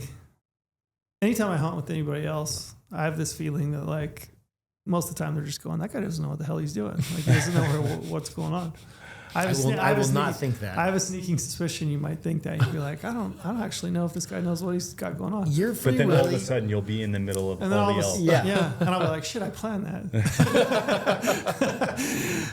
No, your style is going to be different. I've already talked to people that have hunted with you a bunch. Like I know you are free willy about certain things, but like you probably don't plan your food till like the night before. I'll have mine laid out for 6 weeks prior. Yeah, I'll go grocery shopping. I just know what I'm going to buy. I don't even make lists anymore for food. I just No, one day he'll pull out a Snickers and be like, "Oh, is that your snack?" And I'm like, "No, this is lunch today." And then the next day it'll be like cheese and crackers, and then there's like no rhyme or reason. It'll be to frosting. any of that. Yeah. just a tub of frosting. Oh, by the way, do you want me prepared for bivy style? Yeah, let's talk about it. Haven't done that. I'm It's the excited. most fun. Are you nervous about that at all? No, a couple years ago I thought you were nuts Okay. with bivvies. People still think we're nuts. no, I don't. It's the absolute best. It's so, so fun. efficient, right? Do you Well, it's get fun too. It's fun. do you get a lot of questions about it? I do. Yes, a ton. Talk through why. Because I get people all the time that are like, "Aren't you gonna like blow the elk out?" Like it seems like if you camping with them or close to them, like it seems like you're gonna clear pockets. You're gonna actually just push elk and clear elk. I've listened to other podcasts and they're like, "Yeah, we like to camp, but we like stay 2 or 3, 4 ridges away. We have a base camp. We get up, we hike into it in the morning." So I'm curious. Run through how you do it, why we do it. Why? Yeah, and do you think it works? Oh, I know it works. You changed my life with backcountry elk hunting with bivvy. It's the greatest thing ever. It's the only thing I've done. How long ago did we do that? 10 years ago? 8 years ago? 8, 9? And it Yeah. was through the burn was your Yeah, first. Yeah. for Yeah, 8 or man. 9 years now, I've only bivvy backcountry hunted elk.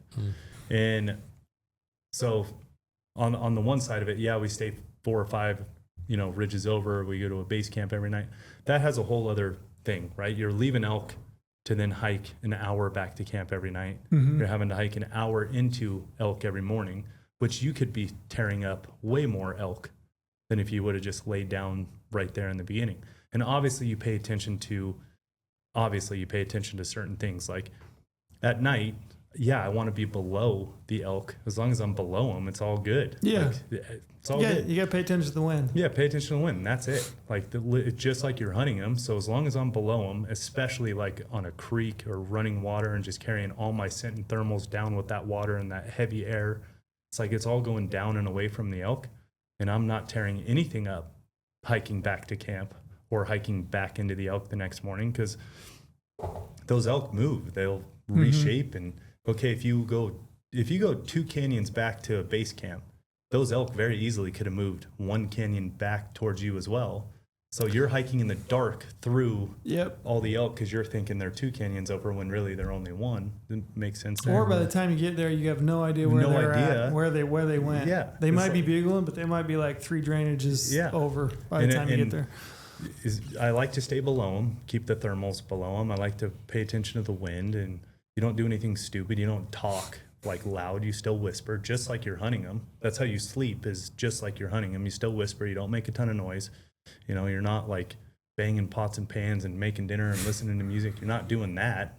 Yeah. So if that's what you like about hunting, you definitely aren't doing that part of it. You're keeping a low profile. Aren't you getting Super low intel profile. all night long? All night long. That's Yeah. the best part.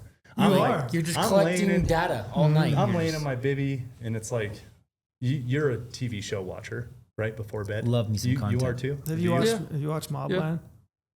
Mobland, so good. Never. Friends and Family, Apple TV. Oh yeah, for sure. No, friends and neighbors. Friends and You neighbors. always say friends and family. I'm It's very close. Always friends and family. But like that is, it's your TV show for the night. So you just lay there. You're not ready to just crash out. So you just lay there and listen.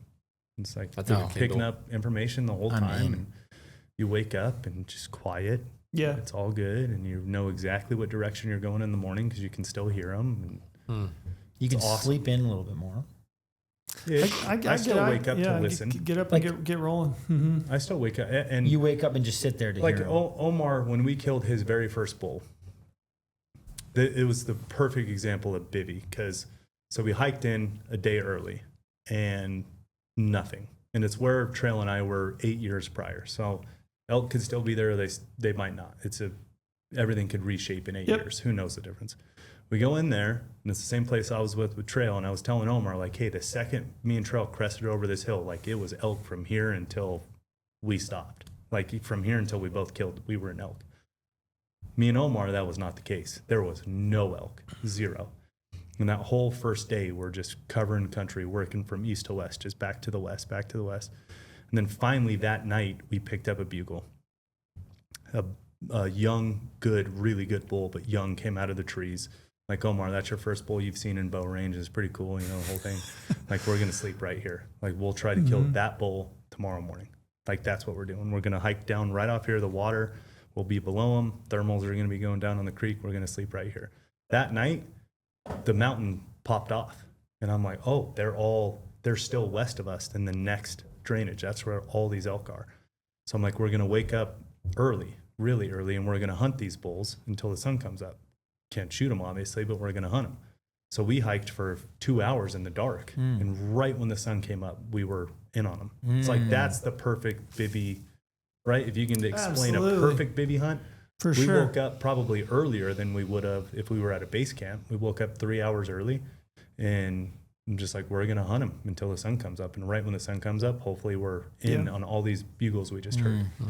For me, it was this like epiphany that elk, they bugle in the morning, they bugle in the evening, right? And during the day, generally not a lot. Nothing. Sometimes, but not often, right? So you might have a 2-hour window in the morning. You might have a half hour before before sun sets in the evening. And it was like, you have to be close with your bow and arrow many times.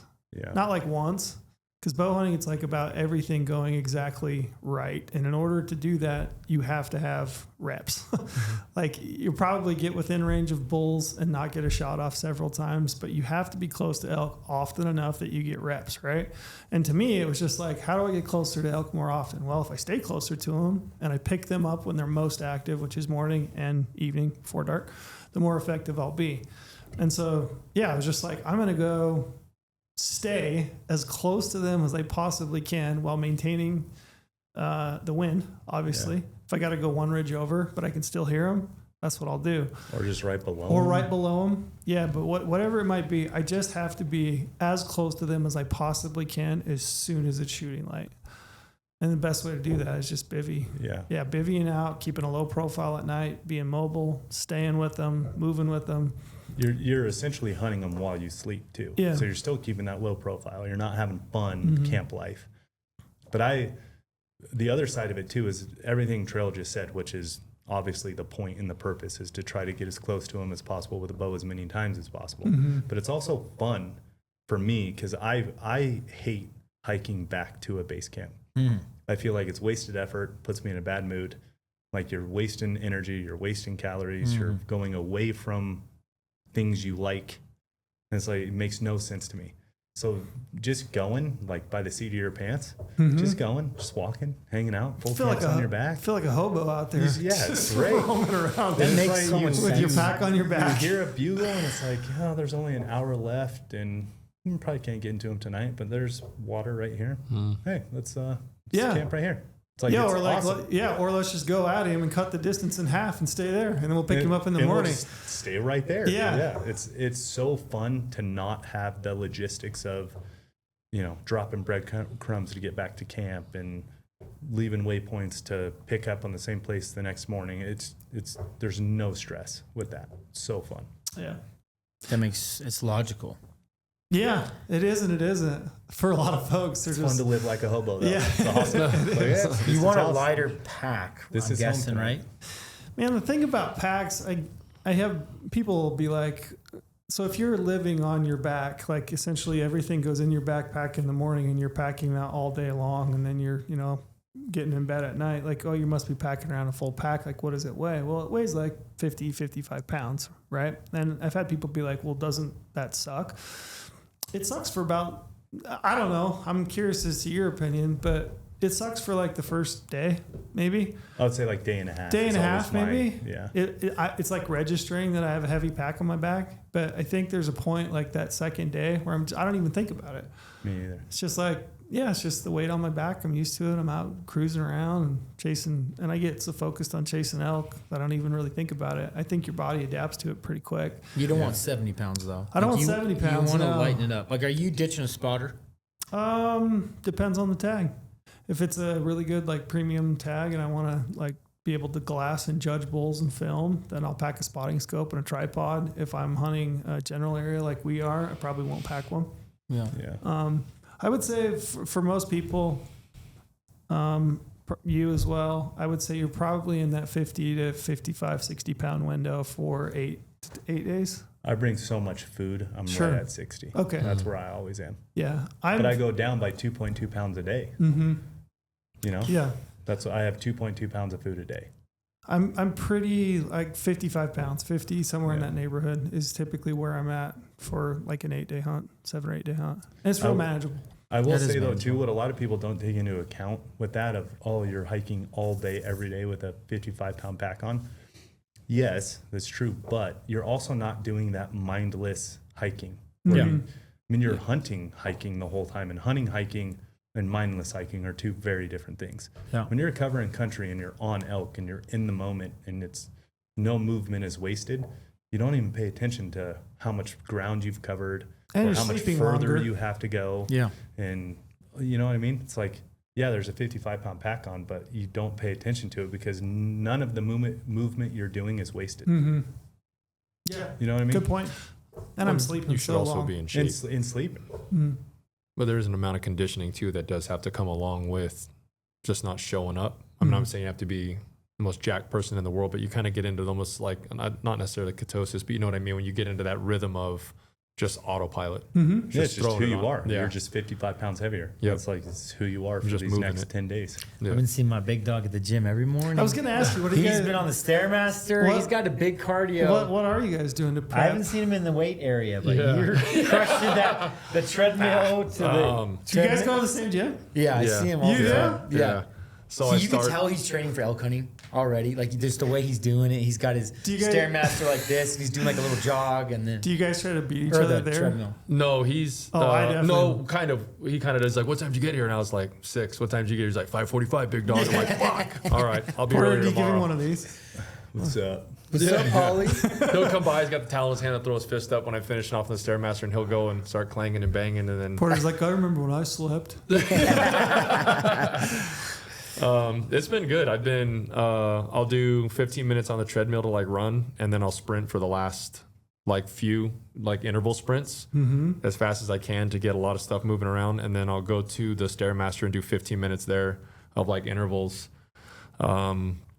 just to start, and then I'll go over and work like with kettlebell stuff, stretching, body weight, and kind of like hit high intensity interval training just to get everything going, and then do a buyout.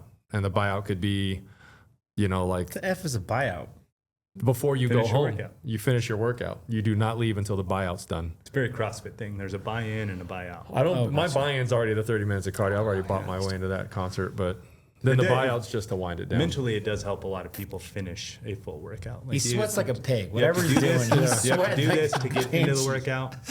This is the workout, and then to get out of the gym, you have to buy your way out. But and that's it's this. that's my flip of the switch of you didn't do what you were supposed to do last year. So this is Yeah. now the writing it 20 times on the chalkboard thing. Now buy out of this to continue to push that feeling of the necessity of succeeding today.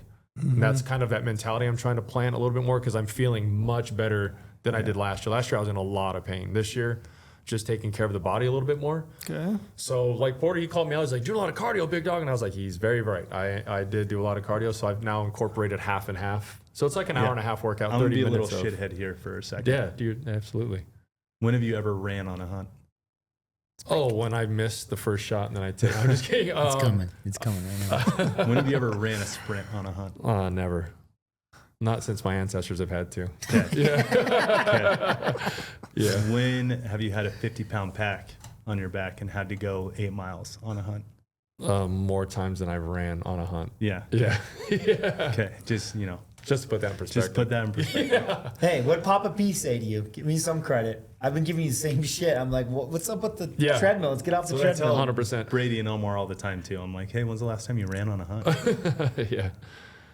But it's my, When that's am all I it going to is. It's start a warm seeing up. you in the gym in the morning with your Stone Glacier on or whatever your pack is? I've been I wearing know these. it's coming. Oh, the pack? Yeah, it's coming. I don't know. I don't want to get asked to leave for thinking someone's gonna like they think I'm smuggling something in there. But I got like a 45-pound sandbag at home, and I'll do like a 3-mile loop around the neighborhood There you go. with that pack on in the evening. So when I don't make it in, again, the buy-in is well, you got to do something. So you stay here and shoot, and then you do the heavy pack hike at home. In all seriousness, no, like we do need to like hike with the pack on because that is something that you just can't train. So where I live now, it is the greatest thing ever for hunt training. Yeah. Right at the base of Lone Mountain. They leave right from my garage. Just put the pack on Perfect.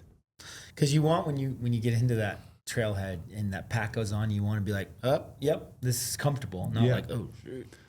Well, running and rucking are mechanically two very different things. Running doesn't have a lot of calf work in it, right? Like running is, unless you're running on your toes, which not a lot of people do. And if you're running long distance, you probably shouldn't anyways.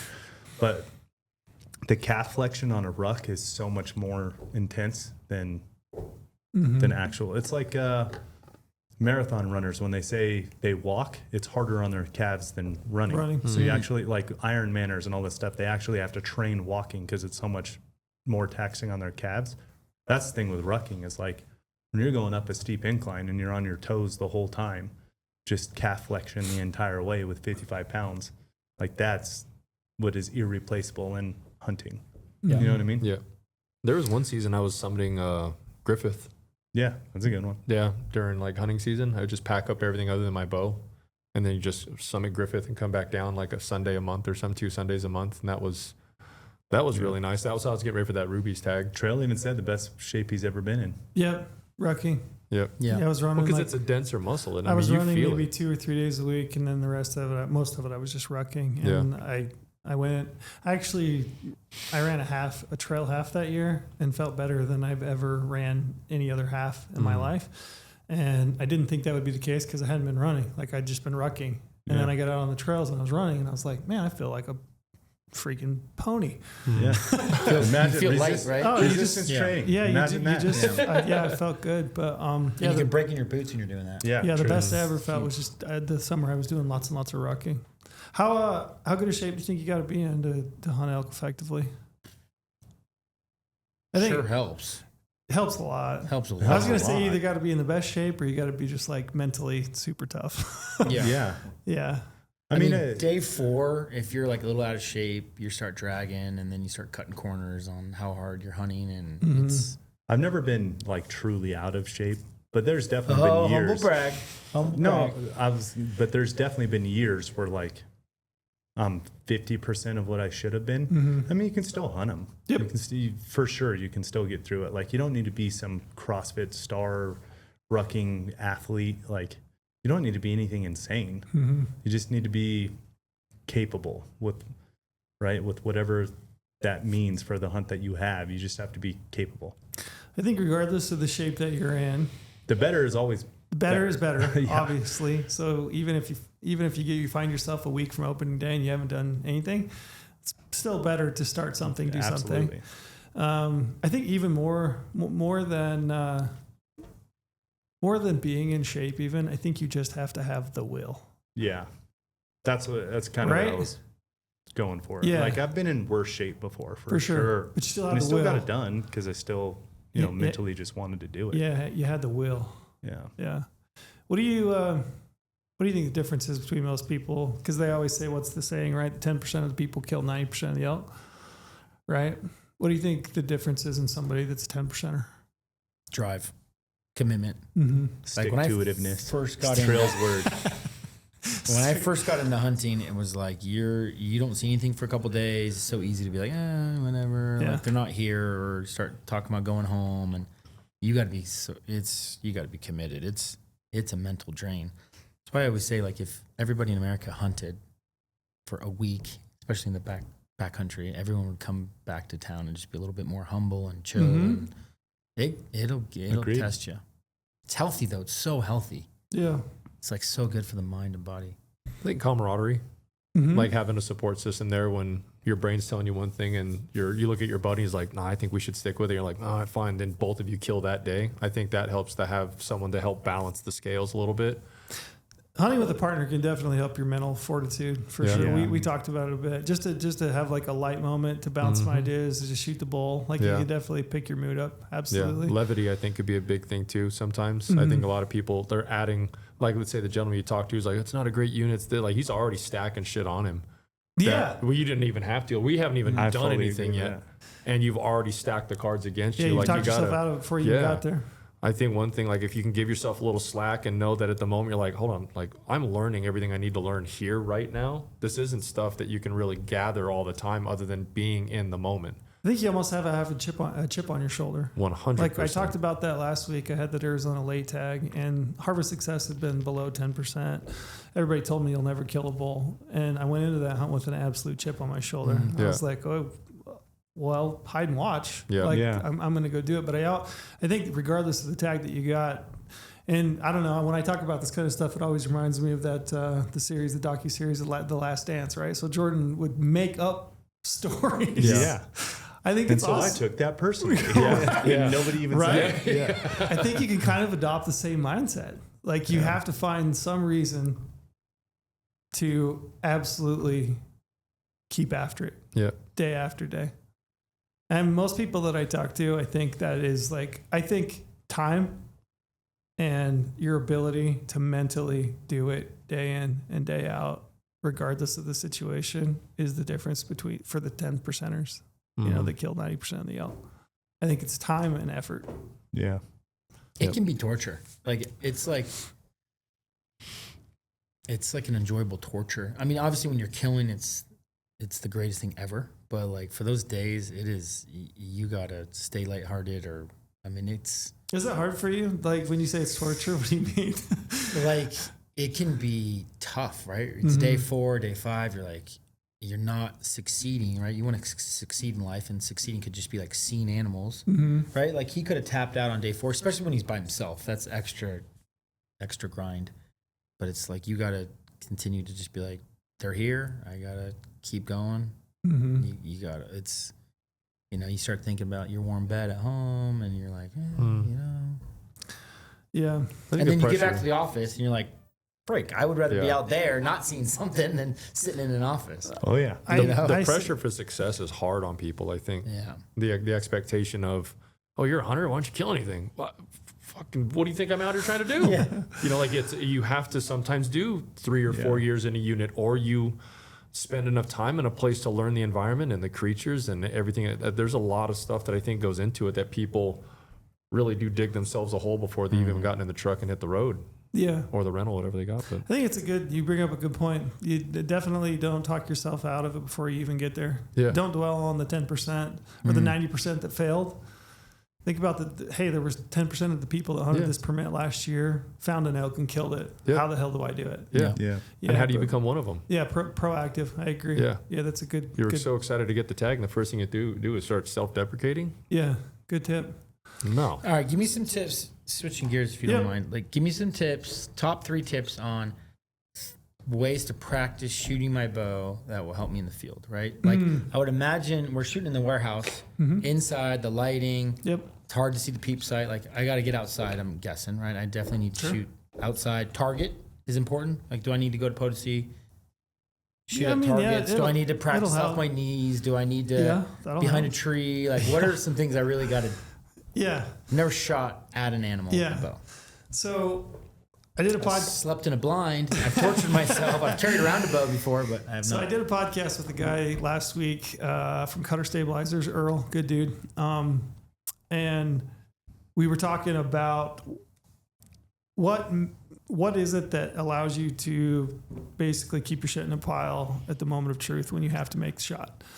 And as I was thinking about it and talking to him, I think you have to have muscle memory take over, because your mental capability is going to be waning. I like to think every time I shoot an animal, I think prior to the shot, I can see it setting up. It's coming. It's developing. I'm thinking, okay, breathe, anchor point. I'm thinking all these things. I'm thinking, pick a spot, right? As soon as I start to draw my bow, it all goes out the window. Legitimately. I'm just shooting you straight. Shit goes out the window. I don't remember picking. I don't remember any of that stuff. But what I do know is that I've shot enough arrows that I can rely on muscle memory and repetition. So I would say above and beyond anything, shoot a lot of arrows. And people will say there's 2 camps to this, right? A lot of people will be like, shoot 1 arrow a day, cold arrow out the front door, shoot 1 arrow, see where you hit, and don't over, exert yourself and shooting a bunch of arrows and developing bad habits. I disagree with that. I think you should put as many arrows as you can. I think you should shoot. And Lorenzo does it differently. As I say this, I'm looking at him and I'm like, Lorenzo has kind of a different mindset. For me, I think you should get enough arrows day in and day out that muscle memory can take over when your brain can't. So that's my first tip. Second, I would say Shooting outdoors for sure. I would say sight your pins in as precisely as you possibly can. Get really comfortable with ranging, drawing, and finding the pin that relates to that range. So knowing your pins, right? So if you're going to shoot a 5-pin sight, I want you to range the animal and be like, that's 50. I know that's my 4th pin, right? Like, Cold. I know what color it is. Yeah. I know what pin to hold on instantaneously. I want you to be super familiar with that. Get used to shooting uphill, downhill, side hill, those kinds of things. So Podacy. Yeah. I think if you go up to the club, you'd have a good time. Yeah. That's what I'd write. What do you got? I'm not a one arrow guy. No, I'm not. I know but you know those guys that are. Oh, like, yeah. I know. Yeah, I read for it. sure. I see I'm it. not a. I mean, his arrows shot in 2025 might be one. Which one? Yeah. How many arrows you shot this year? He's like so calm about it. Like I know it's like 2 weeks before he's gonna start firing. When I say that, it's you have to know yourself. Yeah. That's me. He's always been like that though. Correct. But the other thing though too is I killed my first deer with a bow when I was 16 years old. Yeah. So I've been shooting a bow for 21 years. Yeah. And a lot of them, and a lot of arrows, and a lot of animals, and a lot of like I'm confident in my. You have shooting. muscle memory from the years. Yeah. And you're athletic. Don't let it get to your head. You played golf. He hadn't played in like a year, and he's out there just striping the ball like 2 weeks ago. I mean, this guy is. He shot enough that he will pick up his bow and he will find his anchor point. Yeah. And he I knows, know it he feels knows what right, pins. He knows what wrong, feels right. Yeah, for sure. I know when I make a good shot and a bad shot, and I generally know like why it was good or bad. Is it but like, I'll shoot like twice a week, but I'll shoot 25 arrows when I do it. Maybe 35. you don't over practice? I don't over practice. I read somewhere 3 days a week, 15 to 25 arrows is kind of like. Say that again. How many? 3 days a week, 15 to 25 arrows. That's if you have a solid. good base to maintain like muscle memory, form. I would agree with that. That's kind of right where I'm at. Now I do pick up more shooting as I get closer because of, pack on shooting. That would be my other. Oh Yeah. yeah. So Do you pack on. That's why I like shoot Podacy. arrows with your pack on? Yes. Yeah. A 50-pound pack. Yeah, Like, I and need to that's- be ready for that. Yeah. Yes, It's a high absolutely. likelihood that you'll end up shooting an elk with Stop it. with a Yes, 50 oh, pound yeah. pack. You're not gonna like take it off from me and No. I'm not gonna have time for that. No. And so I was Jesus. why I like Podacy is you're killing so many birds with one stone. You're rucking for one. I mean, what is the full course? 2.5 hours? Yeah. Like 3 at least, courses, right? one range. Yeah. It's What is this 5,600. 5,600. No, the Mount Podacy, the Oh. Las Vegas Archery Club. Yeah, You're that's at why 5,600 feet. this is what I did going into my stone sheep hunt. I did this once a week. Once a week, I'd go to Podacy, and you're killing so many birds. You're rucking for one, so stamina, and it's fun. It's not, you're not out there just grinding, Treadmill. listening to a podcast. Easy. It's like you're out there having fun. You're at the same time you're working on pack on shooting, and you're working You're on shooting with your pack on the whole time. the whole time. And you're working on side hill, uphill, downhill, and you're shooting 3D targets. Where I struggle with is I can't just shoot a square all like preseason and then go into an animal and feel comfortable. I for whatever reason, I love shooting 3D targets because I'm a vitals shooter. I'm not a spot shooter. Like you find a spot. Like you're kind of that spot style shooter. I like shooting spots, but I do agree that like looking at a 3D target. So if you've got a target that's like slightly angled away, it's like good to understand. Okay, I'm aiming for the opposite front leg. Yeah. You're shooting vitals. You're getting those reps You're in. good because those are things that you will not. I promise you will not think about. You have to just instinctually know it in the moment. Like your pin has to find like. I give that example because like a quartering away animal is a phenomenal shot to take with a bow, right? It's your biggest kill zone you could possibly have is kill quartered zone, but away. you have to know enough about it and have done it to know that like, okay, my pin goes directly to like mid-mass, lungs, opposite front leg. Yeah. Like that's where my aiming point is. That's where I'm going to line it. And it has to, you can't be like thinking about it because you won't. Yeah, exactly. You're just going to kind You're of, not gonna your think mind's about it. going to just mush. Yeah. My mind mushes. I just envision a white paper plate or like a white piece of printer paper. on that animal. And if he's quartered away, the paper is a lot longer. If he's quartered to, it's a lot shorter, you know, in length. And it's like you get to envision all of that in the what's it called? The anatomical structure of the animal, and like getting those types of shots. And that's why I love POTUS. It does and you have your remind pack on me the whole time. of, as you guys are describing it reminds me of golf a lot. Like if you can't like practice your teeing up on number one at the U.S. Open on Sunday with the lead. Like you have to rely on your muscle memory and just your routine. Correct. Because And like, you also can't your get- nerves are insane, right? And you also can't get good at golf on the driving range only. You got to play. Like you're going to have to go practice Yes. play. You're going to Yes. have to go not keep score, Yeah. but like, oh, number 2 calls for a high draw Yeah, on a exactly. tee shot. That's like, what let's you're go saying. do Yeah, that on that number makes 2. total sense. And you're not keeping score. You're not like, it's not life or death in that moment. It's Yeah. like, let's just see if I can hit this shot. Let's get used to this shot. Yeah. And it's like, okay, then Sunday US Open happens and it's, you've had your practice rounds. You played that hole. Yep. You had that setup. You know what I mean?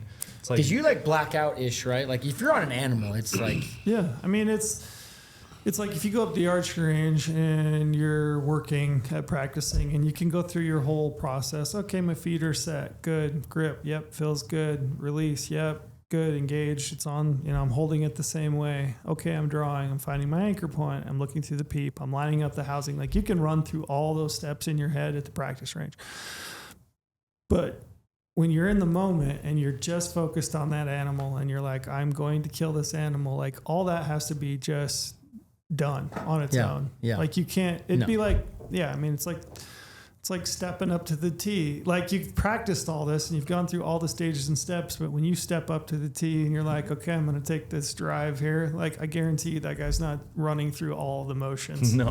He's instincally going Yeah. off of all the reps Yes, that he's done exactly. before it. Yeah. So I think, yeah, you have to shoot enough arrows that your anchor point, you go to your anchor point without having to you think. don't think about it. Yeah. Yeah. Yeah. Yep. That's practice. Like that just That's- you gotta yeah, get reps. You just got to get a lot of reps in. It's got to rely on it. Your pin's got to go to the animal. Yeah, I mean, just speaking for myself, I black out entirely. Which is why we love hunting, right? Like And people can talk shit on that and say it's whatever, like I should have better control or this or that, whatever. I don't know, but that's what happens to me is I just black out. If you ask me what happened after a shot, I'd say, I don't know. I can tell you if the shot felt good Yeah. or bad, but I can't tell you anything of what happened. it's adrenaline. Yeah, it's just instinctual shooting. Yeah. It's fun. I mean, that's why like if your heart's not going, like Yeah. why, right? Yeah. That's what I was talking about with the rifle in the beginning of the podcast. Yeah. It's like, I don't get that. I could tell you everything that happened on a rifle shot. I could tell you everything. Tell you exactly what the animal was doing right before I shot, what he was doing when I shot, like what I Your was heart still doing. gets going though when you're on It's- an animal. It gets going for sure, but I don't black out Yeah. like that. I can tell you what happened. I can tell you, Yeah. It's because you you're know. so close, right? Like it's different, right? yeah, and there's just so many other things going on where you're paying attention to wind and you're paying attention to the animal. And in archery shooting for me, like archery hunting, I've only, off the top of my mind, I can think of one where I kind of like broke the trees, drew my bow, and everything stayed the same. Like everything was the same. Nothing changed. It was a bull I shot in Colorado where, you know, he was in this meadow. I broke the trees. He was still in the meadow, standing the exact same way, 45 yards, exactly what we knew what was going to happen, and shot. So I could tell you what happened on that one. But most of the other times, like, they're coming in, so you draw. Mm-hmm.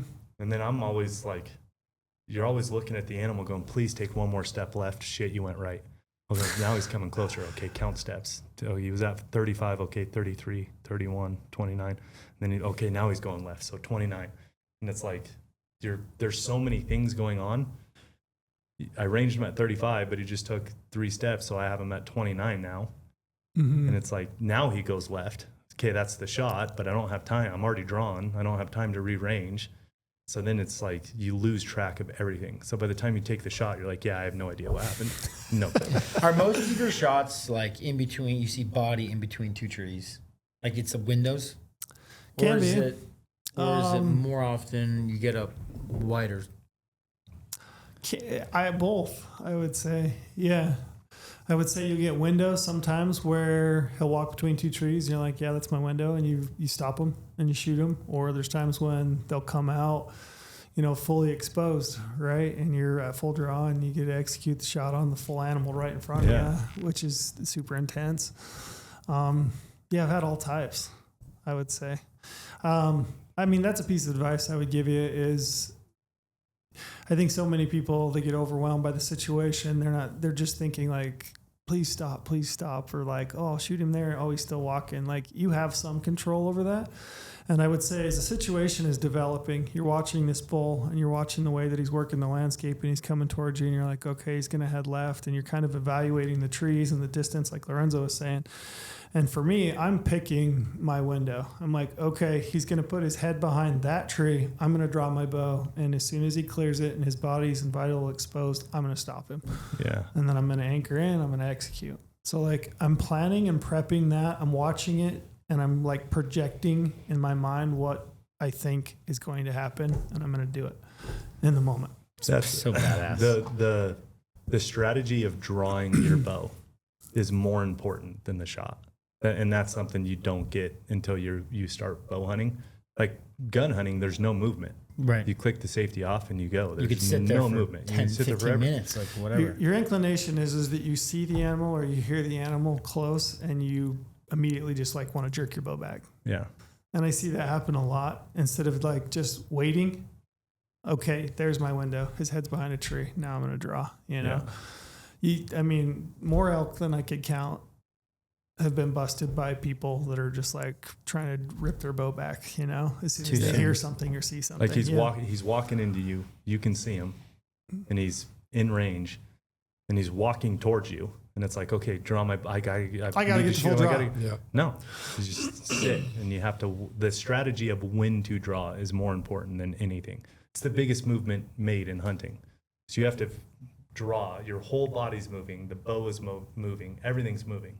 And he's going to have cows, hopefully. It's like picking that time of when to draw. Mm-hmm. And then he breaks. And then you. Yeah. How often do you gotta be like gladiator, hold. Yeah, hold. That's the other thing. Practice holding, too. Yeah. I would set a timer for yourself. Draw your bow. Hold it for 30 seconds or a minute. Get comfortable. Hold it for a minute. Get comfortable. Hold it for 3 minutes. Get comfortable. The letdown's a good one. The letdown is one I work on.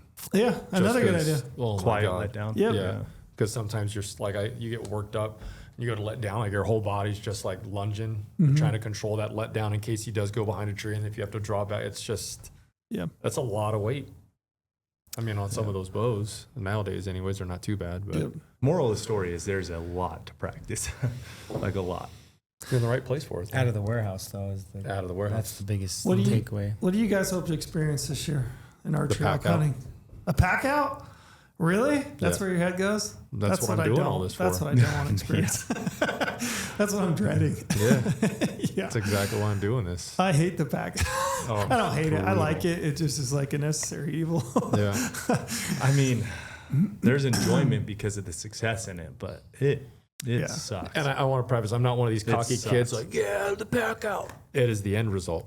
Sure. Whether I learn something, whether I do fill the tag or not, coming home with more knowledge is always my favorite. And I love to learn, but like to do it. Otherwise, why am I on the treadmill? The pack out. Running. I didn't expect that, but that's a good answer. Yeah. The end result. What do you got, Porter? What are you hoping to experience?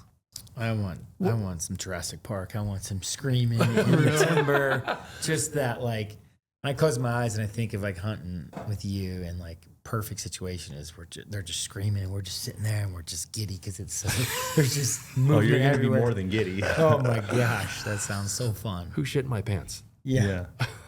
Trail doesn't shit on them. That's true, not me. Navy SEAL when you go out there. What? It's unbelievable. Trail sleeps when he needs to sleep. He doesn't go to the bathroom. It's just all fun. I can't help it. He barely eats. I'm not kidding. I do eat. He's a Navy SEAL out there. It's unbelievable. It's like his body knows. Like his whole body goes into hunt mode, and it's like, okay, everything we're doing out here is for hunting. Anything that is going to take away from hunting, I'm not doing. And his body just gets it. He'll catch up to me about day 5.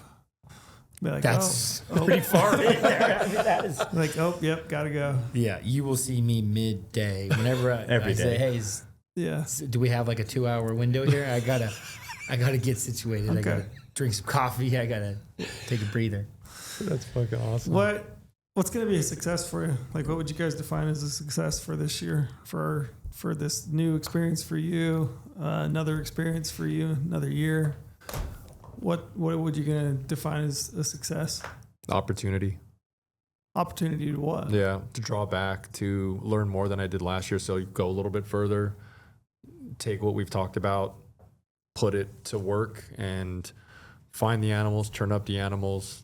Like putting myself in a situation knowing I did everything I needed to do to be right at that point. If it did or didn't work out, that's okay. It's hunting. But to be able to say like, no, there were opportunities. Like I was that much closer this year. Like that would be to move further, move the chess piece a little bit further this year than last year. Mm-hmm. Whether that's the pack out, whether that's success, whether it's like, damn, I drew back twice, but didn't get that shot, but you were there. Like that would be a pretty successful hunt. Cause then by next year, it'll be a different story. Yeah. So take my spike out of it. I haven't killed anything with my bow since my stone sheep. I'm 0 for 2 on elk, branch I learned elk. Well, I mean, you've been guiding. Yeah, I was gonna say, for the last couple of years. You've done a great job. Almost Has he tipped you, by the way? He's 2 for 2. Yeah. He's 2 for 2. He's 2 for 2. He's 3 for 3. If you include the mule deer that he that's right. guided 3 for him 3. on. 3 for 3. You're Mule right. deer Hey, thanks for making my numbers better. Yeah, you're 3 He's for 3. Mule 3 deer for 3. don't count. So I need to get back on the board. Yeah. Omar, What about about you? making you dinner at night.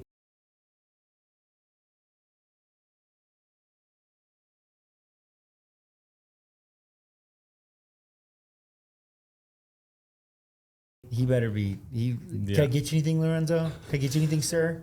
Can I go get some water for you? Filter some water for you? What about you? I can be happy about an experience if I don't kill after the fact. Like I can come to some resolution, but I'm pretty pissed off if I don't. So my expectation, what I would say success for me is I've got 3 elk tags this year, so success for me would be killing 3 bulls. And that's what I'm aiming for. 3 elk tags? Yeah. Yeah, he does. Yeah, I do. One of them, you're not counting the one with your boy, or you counting the one? No, not that one. I have an Idaho tag. I have the tag we drew together, and then I have that late archery tag in Arizona. Oh, that's right. I have 3. I have 3 right now. The one you're most excited about? I could have 4. I mean, you never know. first come, first serve, Nevada. You got to be most excited. It's like about my ours. T-shirt says, you only get so many Septembers. You might as well hunt all 30 days of it. Exactly. Yeah. Anyway, but yeah, that's what I would say. So my goal is like I'm gonna kill 3 bulls, and that's the goal. That's what I would deem as a success. Yeah. And then if I'm unsuccessful in that, I'll reevaluate on the backside. Porter, First archery kill would be clearly the goal. I can have some other mild successes without that, technically, like learning and enjoying. Maybe you kill, I don't, all that, but yeah, clearly the objective is to get my first archery kill. It's been a couple years of that being on the agenda, but this is my first real shot. I think we're gonna kill 4. That would really? Mm-hmm. I do, I don't see why not. and I think it's gonna be a lot of work. Oh gosh! I don't see why not.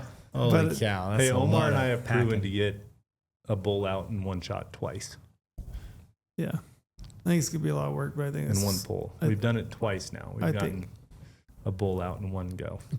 That's a heavy. It's a lot. That's heavy. We weren't very good the next day, but it's gonna be a lot of work. I think it's gonna happen. That will be so much fun. Like the pack out part, we will be like, wait, why did we do this? But That's always my first thought when I kill an elk. I When do walk the up horses to get it. here? I walk up to it and I think, man, that was so cool. Why did I do that? Yeah. They're so big. That's what, every time I walk up to one, you shoot it and you're like, you walk up to it and you're like, I don't remember them being this big. Yeah. How is it this big? Yeah. And you like pull a hind quarter off and you're like, there's no way. Mm-hmm. There's no way. There's 2 of these. There's no way. Yeah. People actually talk, I mean, it's a good point, but people talk about mental toughness in hunting elk and actually hunting and killing an elk. For me, I would say most of the mental toughness that's required of me is from the time it goes down to the time I get the last load out. That's the hardest part for me mentally. No, for sure. I think that's probably everybody. The most rewarding feeling ever, though, is you get to that truck, you get a Gatorade or whatever, and then you start pulling away from the trailhead, and you got a truck full of meat. That is the greatest feeling.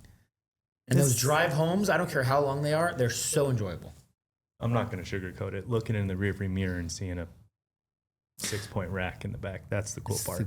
It is true. Like as you say it, there is it's a feeling you, unless you've done it and experienced it, it's a very distinct feeling of like hitting the trailhead, all your gear's loaded, and you're driving down the road, you're headed home, and it went the way that you wanted it to. Like that is an awesome feeling. Yeah, and you keep looking in the rear view and you see tine sticking Oh, out. it's so good. It's the best. And all the stories you tell to your buddy on the way home. Yeah. It's like those are some of my favorite hunting memories. Yeah.